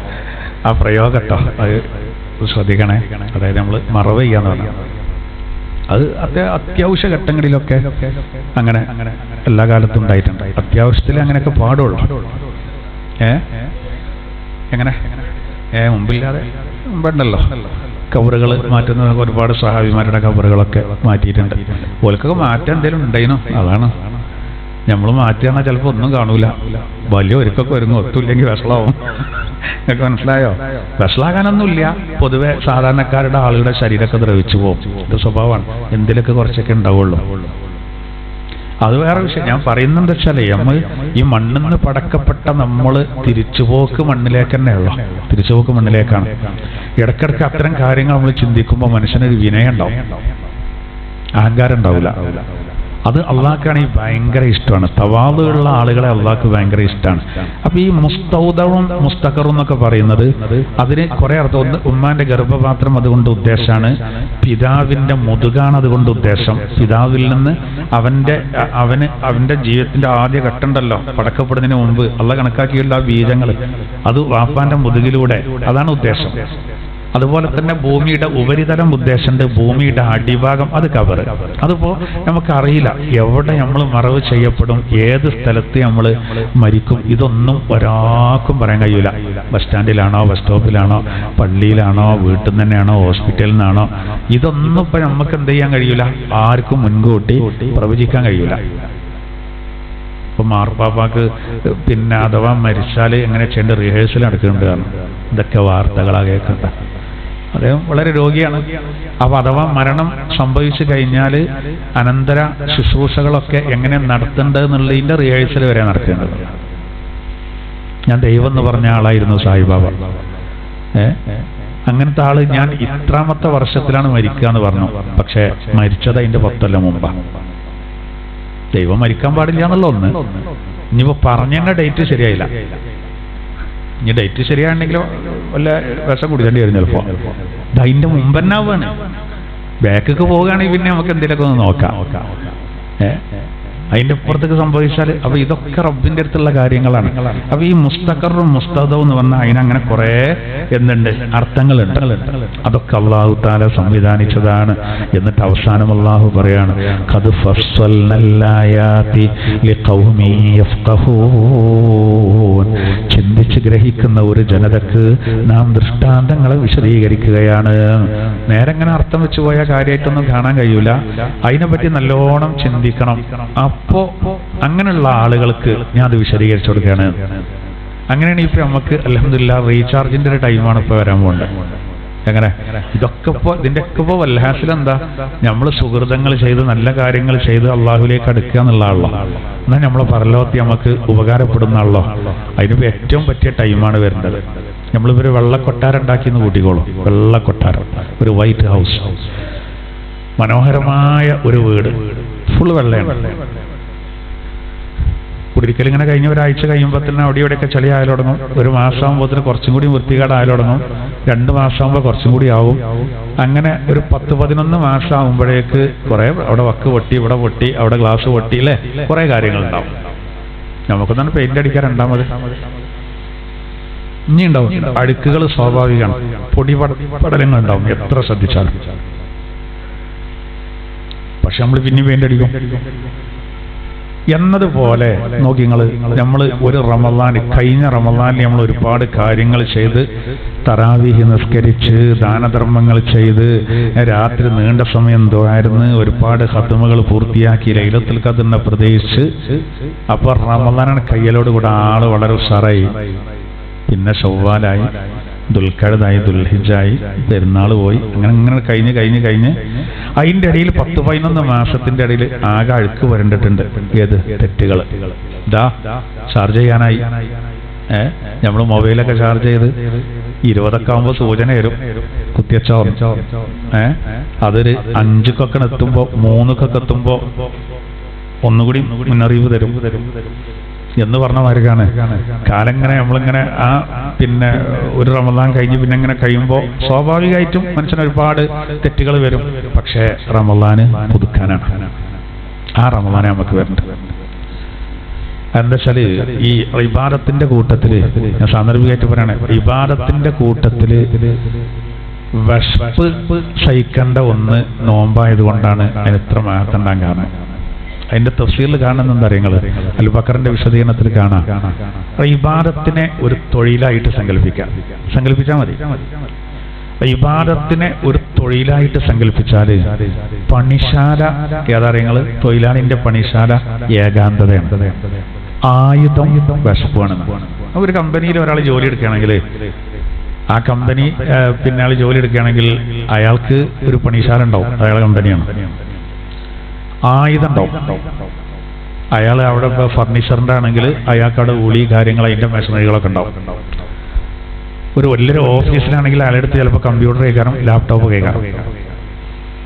എന്നാൽ ഒരു മൂമിനായ മനുഷ്യന് ഇബാദത്ത് തൊഴിലാണെങ്കിൽ പണിശാല ഏകാന്തതയാണ്. ഒറ്റക്ക് ഇങ്ങനെ ഇരുന്നിട്ട് ആത്മാർത്ഥമായിട്ട് ശ്രദ്ധ ഒന്നും പുറത്തു പോകാതെ, അതാണ് അവന്റെ പണിശാല. അവന്റെ ആയുധം ഏതാറിയോ? വിശപ്പ്. എന്താ കാരണം? മൃഗങ്ങളിൽ നിന്ന് ഇപ്പൊ കടുവയെ സംബന്ധിച്ചിടത്തോളം പള്ളം നിറഞ്ഞൊരു കടുവ ഇരിക്കുകയാണെങ്കിൽ അതിന്റെ മുന്നിൽ നിന്നാണ് നമ്മളിങ്ങനെ നിന്ന കടുവ അങ്ങനെ ശാന്തനായിട്ട് നമ്മളെ നോക്കിയിരിക്കും. പള്ളറിഞ്ഞിരിക്കണം, അലമ്പുണ്ടാവില്ല. അതേ സമയത്ത് നമ്മളെ അവസ്ഥ ശരിക്ക് നേരെ എതിരേക്കാണ്. നമ്മളെ അവസ്ഥ നമുക്ക് നല്ല വിശപ്പുള്ള സമയമാണെങ്കിൽ ഒരലമ്പുമില്ലാതെ നമ്മൾ കിടക്കും. വിശപ്പില്ലെങ്കിൽ നല്ല വിശന്ന് നമ്മൾ കിടക്കുകയാണെങ്കിൽ നമ്മളെ ഉണ്ടാകാതെ കിടന്നോളും. പള്ളറിഞ്ഞാലോ? മൃഗങ്ങളെ നേരെ എതിരാണ്. മൃഗങ്ങൾക്ക് വിശപ്പുണ്ടെങ്കിൽ കടിച്ചു കീറും. നമ്മൾ വിശപ്പുണ്ടെങ്കിലോ ഉണ്ടാകാതെ കിടക്കും. എന്താ ഇപ്പോ പൂമോൾക്ക് എന്താ ഓൾക്ക് അസുഖം എന്തെങ്കിലും ഉണ്ടോ? ഓളൊന്ന് ചിക്കൻ ഇല്ലാത്തതുകൊണ്ട് ചോറുന്നാക്കുകയാണ്. കുഞ്ഞുമോനോ മനക്കുന്നത് മട്ടനാണ് അത്രേ വേണ്ടത്, അതുകൊണ്ടാണ് ഓന്ന് ചോറുന്നാത്തത്. ഒരലമ്പൂല്ല, അങ്ങോട്ടും ഇങ്ങോട്ടും ഒരു ഉണ്ടാട്ടല്ല, മരിച്ചു കൊടുത്തെന്ന് മാറും. കുട്ടികൾ കാട്ടിൻ്റെ നമ്മൾ കണ്ടില്ലേ വരയിൽ. എന്നാ പള്ളർച്ചു തിന്നാലോ അത് വലിച്ചിട്ട് ഇത് വലിച്ചിട്ട് അവിടെ അങ്ങനെ ആക്കി. ചിലപ്പോൾ മലപ്പുറത്തൊരു കുട്ടിയാട്ടിയണ്ടില്ല, ഉമ്മ ചീത്തറിഞ്ഞിട്ട് 2ാം ക്ലാസ് പഠിക്കേണ്ട കുട്ടിയെ ഉമ്മ ചീത്തറിഞ്ഞിട്ട് എൻ്റെ നാട്ടിൻ്റെ അടുത്തുനിന്നാണ്. 2ാം ക്ലാസ് പഠിക്കുന്ന കുട്ടിയെ 7 വയസ്സാണ്. അപ്പൊ ഉമ്മ എന്തോ കുതകടാട്ടിട്ട് ചീത്തറിനാണ്. കുട്ടി നേരെ ഞാൻ പോലീസിനോട് പറയാൻ പോകാറുണ്ട്. നേരെ അവിടെ നിന്ന് പോന്നു മുണ്ടർബെത്തിക്കണം. മുണ്ടർബിലെത്തിയിട്ട് പിന്നെ ഫയർ സ്റ്റേഷൻ കണ്ടപ്പോൾ അതന്നെയാണ് പോലീസ് സ്റ്റേഷൻ എത്തിയാണാണ്ട് കയറിയത്. പാവട്ടോ, അപ്പോഴേക്ക് പറ്റ ക്ഷീണിച്ചാണ്. 2ാം ക്ലാസ് പഠിക്കുന്ന കുട്ടിയാണ്, 7 വയസ്സാണ്. ഇവര് വെള്ളം ഇതൊക്കെ കൊടുത്ത് ബിസ്ക്കറ്റൊക്കെ കൊടുത്ത് സമാധാനിപ്പിച്ചതിന്റെ ശേഷം ചോദിച്ചപ്പോഴാണ് ഉമ്മ ചീത്തന്നിട്ട് പോന്നാണ്. അപ്പൊ വേഷം കണ്ടപ്പോ കുട്ടി, ഇന്നത്തെ കുട്ടികളെ കഥല്ലേ, ഒന്നും പറയാൻ പറ്റില്ല. പരാതി അറിയാൻ പോയതന്നെ, നടന്നു പോയിക്കുക. നജ്ജാണ് പറയാന്നൊക്കെ ഉമ്മയെ മുപ്പത്തിയേര് ചിലപ്പോൾ തിരുമ്പേക്കാരം, എന്തറിയില്ല. നേരെ വിട്ടുകണോ? നേരെ വിട്ട് വല്ലാത്തൊരു കഷ്ടം. നമ്മള് നേരത്തെ ഒരാള് പിന്നെ ഫയർ സ്റ്റേഷനിൽ പോയിക്കാണ്ട് പിന്നെ ബാർബർ ഷോപ്പ് പോയിക്കാണ്ട് എൻ്റെ ഭാര്യനെ കാണാനില്ലാന്ന് പരാതി അറിഞ്ഞു. അപ്പോൾ അത് ഇവിടെ അല്ല പറയേണ്ടത്, അത് പോലീസ് സ്റ്റേഷനിലാണെന്ന് പറഞ്ഞപ്പോൾ പറഞ്ഞില്ല. ഞാൻ സന്തോഷം കൊണ്ട് എവിടെ കയറണ്ടെന്ന് അറിയാതെ വന്നാണെന്ന് പറഞ്ഞല്ലോ. അതേമാതിരിക്കല്ലത്. നിങ്ങൾക്ക് മനസ്സിലായില്ല? ഇവിടെ നോക്കി ഈ കുട്ടി അറിയാതെ പോയതാണേ. അറിയാമല്ലോ, അത് പോലീസാണ് ഇത് എന്നാണ്. ഞാൻ അതിൻ്റെ ഇടയിലൊന്ന് പറഞ്ഞു മാത്രം. കുട്ടികളെ മനഃശാസ്ത്രം പഴയമാർക്കല്ല. പണ്ടൊക്കെ വാപ്പാര് ഇങ്ങോട്ട് കേട്ടില്ല ഞാനെന്നൊക്കെ പറയും. ഇന്ന് കുട്ടികളോട് പറഞ്ഞാൽ എന്നാ ഓക്കെ, എന്നാ ഓൻ പോവും. അല്ലാണ്ട് പേര് ഒന്ന് പറയാക്കണ്ട കേട്ടോ, പറയണ്ട. അതിനനുസരിച്ചൊക്കെ എന്ത് ചെയ്യേണ്ടി വരും? കുട്ടികളോട് കർശനാക്കണ്ടേ വരും. ഓരിങ്ങനെ ഞെട്ടിക്കും ഇടയ്ക്കിടയ്ക്ക്. ഞാൻ തൂങ്ങും, ഞാൻ ജീവൻ പോവും, ജീവൻ കളി എന്നൊക്കെ പറയും. നമ്മൾ കരുതി കൊടുത്താലേ ചിലപ്പോൾ കിട്ടിക്കൊള്ളുന്നില്ല. പടച്ചോട് നല്ലോണം ദ്വാരിക്കുക, അത് വലിയൊരു വഴിയാണ്. അതിന് റമദാനൊക്കെ വരികയുള്ളൂ. അപ്പോൾ ഞാൻ പറയുന്നത് എന്താ വെച്ചാൽ ഇതാണ്. അപ്പോൾ ഈ വിശപ്പ് ഉണ്ടാവുമ്പോൾ മനുഷ്യനൊരു ഒതുക്കം കിട്ടും, നാക്കാലിയിൽ നിന്ന് വ്യത്യസ്തമായിട്ട്. കാരണം ഇബ്ലീസ് ഒരാളെ ഏറ്റവും കൂടുതൽ പഴപ്പിക്കുന്നത് പള്ള നിറച്ച് തിന്നുമ്പോഴാണെന്നാണ്.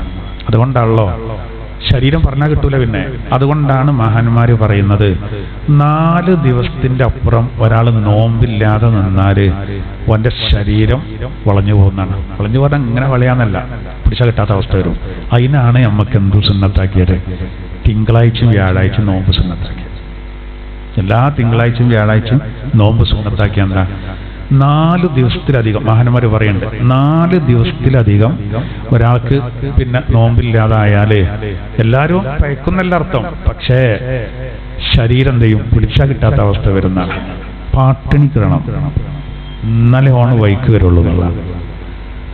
എന്തായിരുന്നാലും 11 മാസം ഭക്ഷണത്തിനോ മറ്റോ ഒരു നിയന്ത്രണം ഇല്ലാതെ പോകണ്ടേ നമുക്ക്? 1 മാസം അത് നിർബന്ധമാണ്. അതാണ് റമദാൻ നോമ്പ് എന്നോ. എന്നെഴുതി എല്ലാ ദിവസവും നോൽമ്പ് നോൽക്കണ്ട. ഒരു സഹാബി പറഞ്ഞു, എനിക്ക് എല്ലാ ദിവസവും നോൽമ്പ് നോൽക്കാനാണ് ആഗ്രഹം. അപ്പൊ നബി തങ്ങൾ പറഞ്ഞെന്താ അറിയോ? അങ്ങനെയാണെങ്കിൽ ദാവൂദ് നബിയുടെ നിലപാട് സ്വീകരിച്ചോളൂ. ദാവൂദ് നബിക്ക് ഒരു ദിവസം നോമ്പാണെങ്കിൽ അടുത്ത ദിവസം നോമ്പില്ല. ഒരു ദിവസം നോമ്പുണ്ടാവും, അടുത്ത ദിവസം നോമ്പുണ്ടാവില്ല. അങ്ങനെ അപ്പൊ നമ്മള് എല്ലാ ദിവസവും നോൽക്കണ്ട. സുന്നത്തുകളൊക്കെ എല്ലാ മാസം 13, 14, 15 സുന്നത്തുണ്ട്. അപ്പൊ ദുൽഹിജ്ജ മാസത്തിൽ പറ്റൂല. ദുൽഹിജ്ജ മാസത്തിലെ 13 നോമ്പ് ഒൽക്കൽ ഹറാമാണ്, 4-ാം പെരുന്നാളേക്കാണ്. അപ്പൊ അത് 16 ഒൽക്കൽ സുന്നത്ത്. ദുൽഹിജ്ജ മാസത്തിൽ 13, 14, 15 എന്നുള്ളത് 14, 15, 16 ആക്കൽ സുന്നത്ത്. 16 കൂടി എടുക്കും. ബാക്കിയൊക്കെ ഹറാമുള്ള ദിവസം ഉണ്ടല്ലോ, ചെറിയ നാളും വലിയ 4 പെരുന്നാളും അതിൽ നോമ്പ് വെൽക്കാൻ പറ്റൂല. എന്തായിരുന്നാലും നമുക്ക് നിർബന്ധമായ നോമ്പ് വരികയാണ്. അത് നമുക്ക് ഒരു സുരക്ഷയാണ്. വിധങ്ങൾ പറഞ്ഞത് നോമ്പ് എന്ന് പറഞ്ഞാലും പരിചയമാണെന്നാണ്. ഏത് നിലക്ക്? ശൈത്വാനെ തടയാൻ കഴിയും, നരകാഗ്നിയെ തടയാൻ കഴിയും, തെറ്റുകളിൽ അകപ്പെടുന്നതിനെ തടയാൻ കഴിയും. ഒരുപാട് കാര്യങ്ങളിൽ നമുക്ക് ഒരു രക്ഷാ കവചാണ് റമദാന്റെ നോമ്പ്. റമദാന് മാസപ്പിറവി കണ്ടു കഴിഞ്ഞാൽ ഒന്നുകിൽ 30 പൂർത്തിയായി, അല്ലെങ്കിൽ 29 കണ്ടു, രണ്ടാണെങ്കിലും റമദാനിക്കണ കയറി കഴിഞ്ഞാൽ മലായിക്കത്ത് പറയത്രേ, തൂബാലി ഉമ്മത്തി മുഹമ്മദ് നബിയുടെ ഉമ്മത്തിന് സന്തോഷം. നമ്മൾ കേൾക്കണില്ല, മലക്കാളി പറയുന്നത് നമ്മൾ കേൾക്കണില്ല. നബി സല്ലല്ലാഹു അലൈഹി വസല്ലം തങ്ങൾ പറഞ്ഞത് സൂര്യൻ, ചന്ദ്രൻ, നക്ഷത്രങ്ങൾ, വാനലോകത്തെ പക്ഷികൾ, പറവകൾ, അതുപോലെ തന്നെ കടലിലെ മത്സ്യങ്ങൾ സർവം അവർക്ക് വേണ്ടി പൊറുക്കലിനെ തേടുന്നതാണ്. ആർക്ക്? റമളാൻ മാസം പറന്ന് കഴിഞ്ഞാൽ മോമിനിങ്ങൾക്ക് വേണ്ടിയിട്ട്. നമ്മള് പലതും നമ്മൾ അറിയണില്ല. അതല്ലോ ഈമുള്ള ആളുകൾ, ഇപ്പൊ എത്രയോ ആളുകൾ നമ്മളോട് പറയണ റമദാനിക്ക് ജോലിയൊക്കെ ഒഴിവാക്കലാണ്. ഈ ദർസൊക്കെ റമദാനിക്ക് നിർത്താൻ കാരണം എന്താ? പണ്ട് കാലത്തെ ഇബാദത്തിന് സൗകര്യം ചെയ്യണത്. റമദാനക്ക് അതൊക്കെ നിർത്തിയിട്ട് ഇബാദത്തിന് സൗകര്യം ചെയ്യാം. ആ ഒരു മാസം ശരിക്കും മുതലാക്കണം എന്ന് കരുതിയിട്ട് അത് നമ്മളും തന്നെ ഇപ്പൊ തന്നെ അതിനൊന്ന് മാനസികമായിട്ട് നല്ല ഒരു കരുത്തോടുകൂടെ കഴിവിന്റെ പരമാവധി. ഇന്നിപ്പോ രാവിലെ ഒരാള് ക്ലാസ്സിൽ ദ്വാരക്കാൻ പറഞ്ഞ് ഇരിക്കാൻ വലിയ ബുദ്ധിമുട്ടാണ് മൂപ്പരിന് കാലിന്. പക്ഷെ മൂപ്പര് പറയേണ്ടത് വെച്ചാല് തറാവീഹും മുടങ്ങരുത്, അതിന് ദ്വാരക്കേണ്ടിയെന്നാണ്. ഓരോരുത്തരും മനസ്സിലുള്ള ആഗ്രഹങ്ങളൊക്കെ നിങ്ങൾ ഇപ്പൊ എത്ര ആൾക്കാരുണ്ട്. മക്കളൊക്കെ പറയും, ഇപ്പൊ നിങ്ങള് നോമ്പറക്കാൻ എൻ്റെ അടുക്ക് വരണം കേട്ടോ. എടി ഞാൻ നോമ്പറക്കാൻ വരൂല കേട്ടോ, കുറെ ദൂരമൊക്കെ ഉണ്ടെങ്കിൽ. കാരണം അന്നത്തെ തറാവീഹ് അങ്ങനെയാണ് പോകും. ഞാൻ പിന്നെ വരുന്നുണ്ട്. എന്തൊക്കെ മനസ്സിലാക്കരുത്. ഇന്നിപ്പോ ക്ലാസ്സിൽ പറഞ്ഞത് മക്കളോടൊക്കെ നോമ്പറക്കാൻ പോകാൻ പാടില്ല എന്നിട്ട് പറയണ്ടേ? അങ്ങനെയല്ല ഞാൻ പറയണ്ടേ. പക്ഷെ ഓരോരുത്തരെ ആ താല്പര്യ പറയുന്നു. റമദാനൊക്കെ പുള്ളി ലീവാക്കണം എന്നൊന്നുമില്ല. കാരണം നമ്മൾ ഉപജീവനം മുടങ്ങും ഒന്നും വേണമെന്നില്ല. പക്ഷെ പറ്റുന്നുണ്ടെങ്കിലോ വിവാഹത്തിൽ കൂടാണെങ്കിൽ ആൾക്കാർ കളിയാക്കും. ആളുകൾ ചിലപ്പോ നമ്മളെ ഒരുമാതിരി ആക്കുന്ന ചെറിയൊക്കെ ചിരിക്കും. അതൊന്നും നമ്മൾ കണക്കിലെടുക്കണ്ട. കൊല്ലത്തിലൊരിക്കൽ മാത്രമാണ് നമുക്ക് നിർബന്ധം. കൊല്ലത്തിലൊരിക്കൽ മാത്രം. അത് ഇൻഷാ അല്ലാഹ് അതിൻ്റെതായ രീതി തന്നെ. എന്നാൽ നമ്മൾ പ്രയാസപ്പെടുന്ന ഒരു സിസ്റ്റം ഇല്ല. അതും കൂടി മനസ്സിലാക്കണം. ആദ്യം അള്ളാഹു പറഞ്ഞെന്തറിയോ? കുത്തിബ അലൈക്കുമുസ്സിയാം.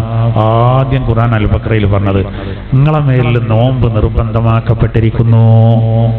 അപ്പൊ സ്വഹാബത്ത് അതിന് കേട്ടപ്പോ ആയത്തിന് ആദ്യം നബി ഓതിയപ്പോഴേ എത്ര നോമ്പ് എന്നൊന്നും പറയണില്ല, നോമ്പ് നിർബന്ധമാണ് കേട്ടോ, കാലാകാലം നോൽക്കണാവോ.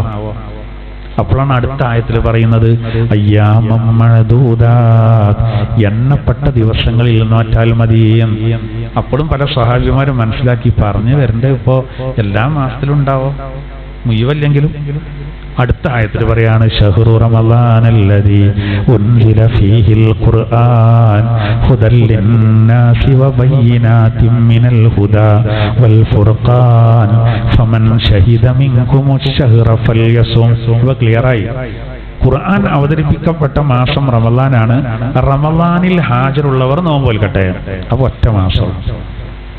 അതന്നെ രോഗികൾക്ക് അളവുണ്ട്. ഞായത്തൊന്നും ഓതുന്നില്ല, കുറെ നീണ്ട വിഷയമാണ് അത്, ഞാൻ സാന്ദർഭികമായിട്ട് ഉണർത്തുകയാണ്. രോഗികൾക്ക് ഇളവുണ്ട്. സാധാ രോഗമാണ്, പക്ഷെ ബുദ്ധിമുട്ടില്ലെങ്കിൽ ഇളവില്ല കേട്ടോ. ഡോക്ടറിനോട് പറഞ്ഞു നോമ്പൊക്കല്ലേ, ഇനി ആ ഉച്ചക്കുള്ള ഗുളിക വേണ്ട കേട്ടോ, രാവിലെ അത്തായത്തിനൊന്ന് കുടിച്ചോണ്ടി, ഒന്ന് നോമ്പുറത്തിട്ട് കുടിച്ചോണ്ടിയാൽ മതിയാണ്. അപ്പൊ ഇവൻ പറയാം ഡോക്ടറോട്, ഡോക്ടറെ പ്രശ്നം ഉണ്ടാകുമോ ഒഴിവാക്കിയ? ഒരു പ്രശ്നം ഉണ്ടാവില്ല. അഥവാ ഉണ്ടാകുമോ? വളവനോ ചോദിച്ചാണ്ട് ഇയാളെ കൊണ്ട് പറയിപ്പിക്കാണ്.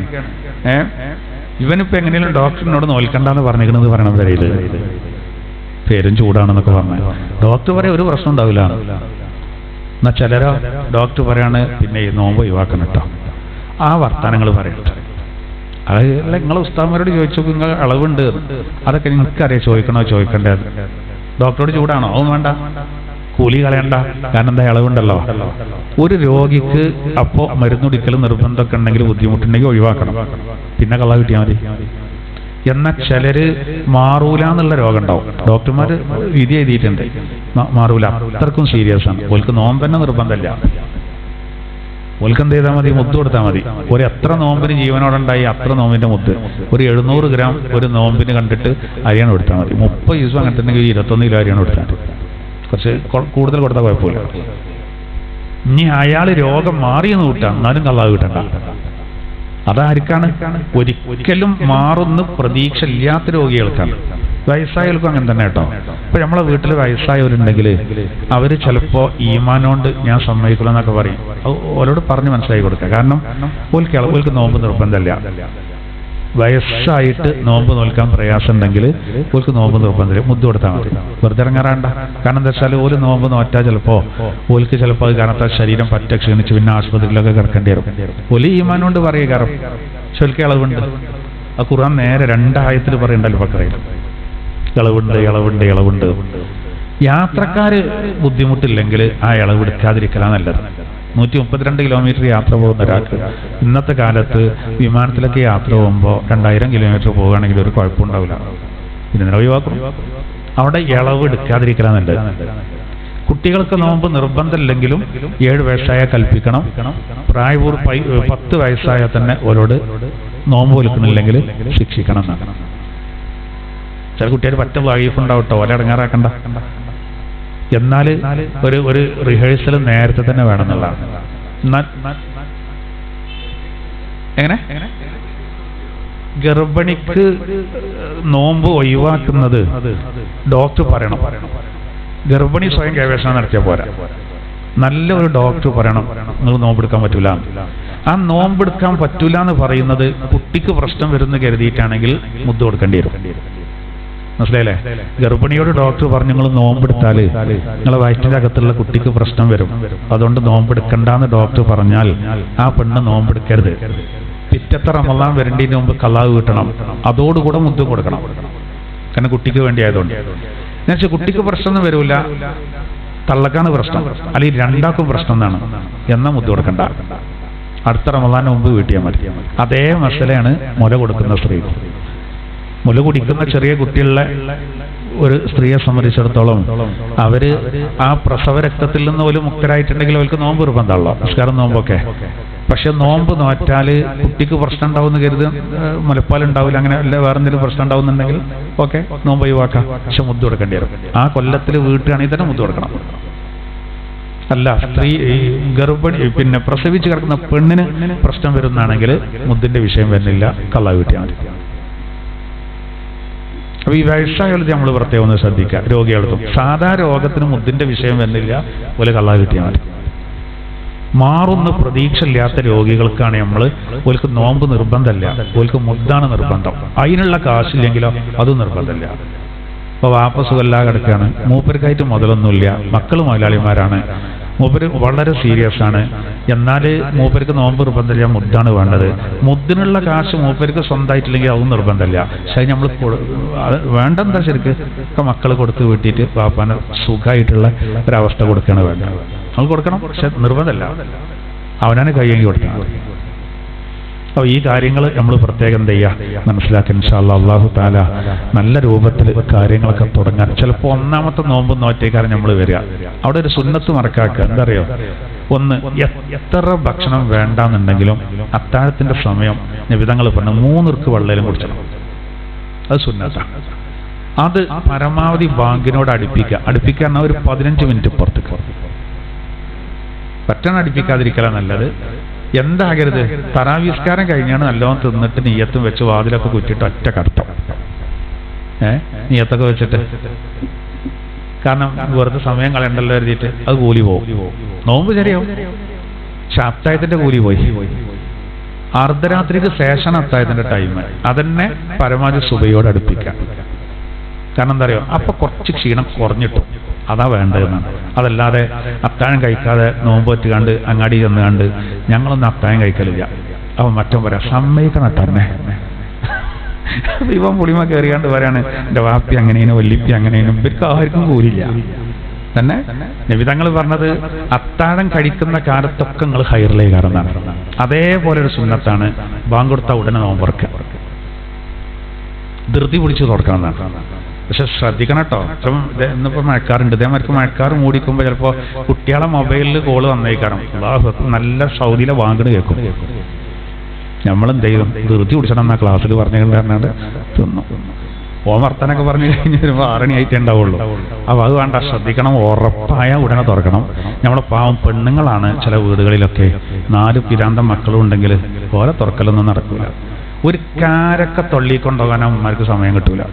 ഒരാൾക്ക് ചൂടുള്ള വെള്ളം, ഒരാൾക്ക് തണുത്ത വെള്ളം, ഒരാൾക്ക് ജ്യൂസ്, ഒരാൾക്ക് കട്ടൻ ചായ, ഒരാൾക്ക് പാല് പറഞ്ഞത്, അങ്ങട്ട് പറഞ്ഞിട്ടേ ആൾക്കാർ തീരെ കണ്ടറിയില്ല. ചിലയിടത്ത് നമ്മൾ ആണുങ്ങളേക്കാരം വലിയ സ്ട്രോങ്. നമ്മളിങ്ങനെ അനങ്ങാതെ ഇങ്ങനെ നിൽക്കൊക്കെ ഇങ്ങനെ റെഡിയാണ്. ആ പത്തിരി ചുട്ടതാണെങ്കിൽ എവിടെ കരിയാൻ പാടില്ല തന്നെ. ഒന്നെന്തെങ്കിലും ആ ഭക്തൊക്കെ കഷ്ണാക്കൽ വരെ ഒന്ന് വൈകിയ അപ്പം എന്താ നോമ്പാന്ന് ഓർമ്മയില്ല എന്നൊക്കെ ചോദിക്കും. ആ സ്വാദ് നേരം വെളുത്തിട്ടാണ് വണ്ടി സ്റ്റാർട്ടാക്കിയ മരിക്കണം, മില്ലത്തെ മെഷീൻ ചാട്ടാക്കി അതൊക്കെ നമുക്ക് കൈണ്ടൊക്കെ ഒന്ന് ചെയ്ത് കൊടുക്കാമല്ലോ. സഹകരിക്കൂല. ഇനി ചെറിയ കുട്ടികളും കൂടി ഉണ്ടെങ്കിലല്ലോ അങ്ങനെ കറിയുണ്ടാവും. എന്നാലും നമ്മൾ കലക്ടർ പോലും അങ്ങനെ ഇരിക്കൂല, അജ്ജതിരുത്തിയിരിക്കുന്നുണ്ടാവും. നമ്മൾ അതൊക്കെ എന്ത് ചെയ്യുക, ശ്രദ്ധിക്കുക. പാവം നമ്മുടെ സഹോദരിമാർക്ക് പലപ്പോഴും നോമ്പ് തുറക്കാൻ ആ കൂലികൾക്ക് പോകും, പെട്ടെന്ന് നോമ്പ് തുറക്കണം. അത് നമ്മൾ പരസ്പരം അതുകൊണ്ട് പറയാം. അല്ലാഹു തആല അത്തരം കാര്യങ്ങളൊക്കെ ശ്രദ്ധിക്കാൻ, അങ്ങനെ നമ്മുടെ അമലുകളെ നന്നാക്കാൻ അല്ലാഹു തൗഫീഖ് ചെയ്യട്ടെ. നമുക്ക് അടുത്ത ക്ലാസ്സുകളിലൊക്കെ ഈ വിഷയം പറയേണ്ട കൂട്ടത്തിൽ റമദാനുമായി ബന്ധപ്പെട്ട പ്രധാന പോയിന്റുകൾ നമുക്ക് പറയാം. ബിസ്മില്ലാഹിർ റഹ്മാനിർ റഹീം. ഇന്നല്ലാഹ ഫാലിഖുൽ ഹബ്ബി വന്നവാ. തീർച്ചയായിട്ടും അല്ലാഹു വിത്തും ഈത്തപ്പഴക്കുരുവിനെയും പിളർത്തി അതിനെ മുളപ്പിച്ചവനാകുന്നു. വിത്തിനെയും ഈത്തപ്പഴക്കുരുവിനെയും പിളർത്തി അതിനെ മുളപ്പിച്ചവനാകുന്നു. യുഖ്രിജുൽ ഹയ്യ മിനൽ മയ്യിത്ത്.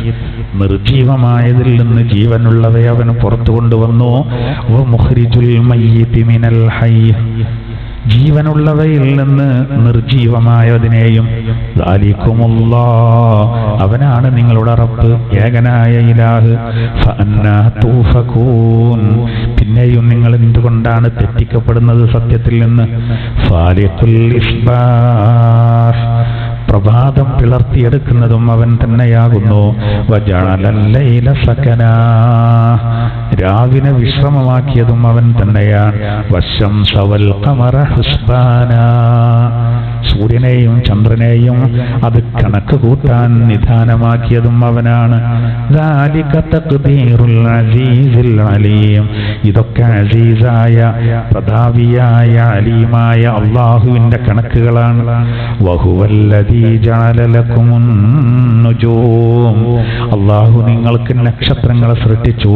ലിതഹ്തദൂ ബിഹാ ഫീ ളുലുമാത്തിൽ ബർരി വൽ ബഹർ, കടലിലും കരയിലുമുള്ള അന്ധകാരങ്ങളിൽ നിന്ന് നിങ്ങൾക്ക് നേർമാർഗം ലഭിക്കുന്നതിന്. ഖദ് ഫസ്സൽനൽ ആയാതി ലിഖൗമി യഅലമൂൻ, വിവരമുള്ള ഒരു ജനതക്ക് ആയത്തുകൾ നാം വിശദീകരിക്കുകയാണ്.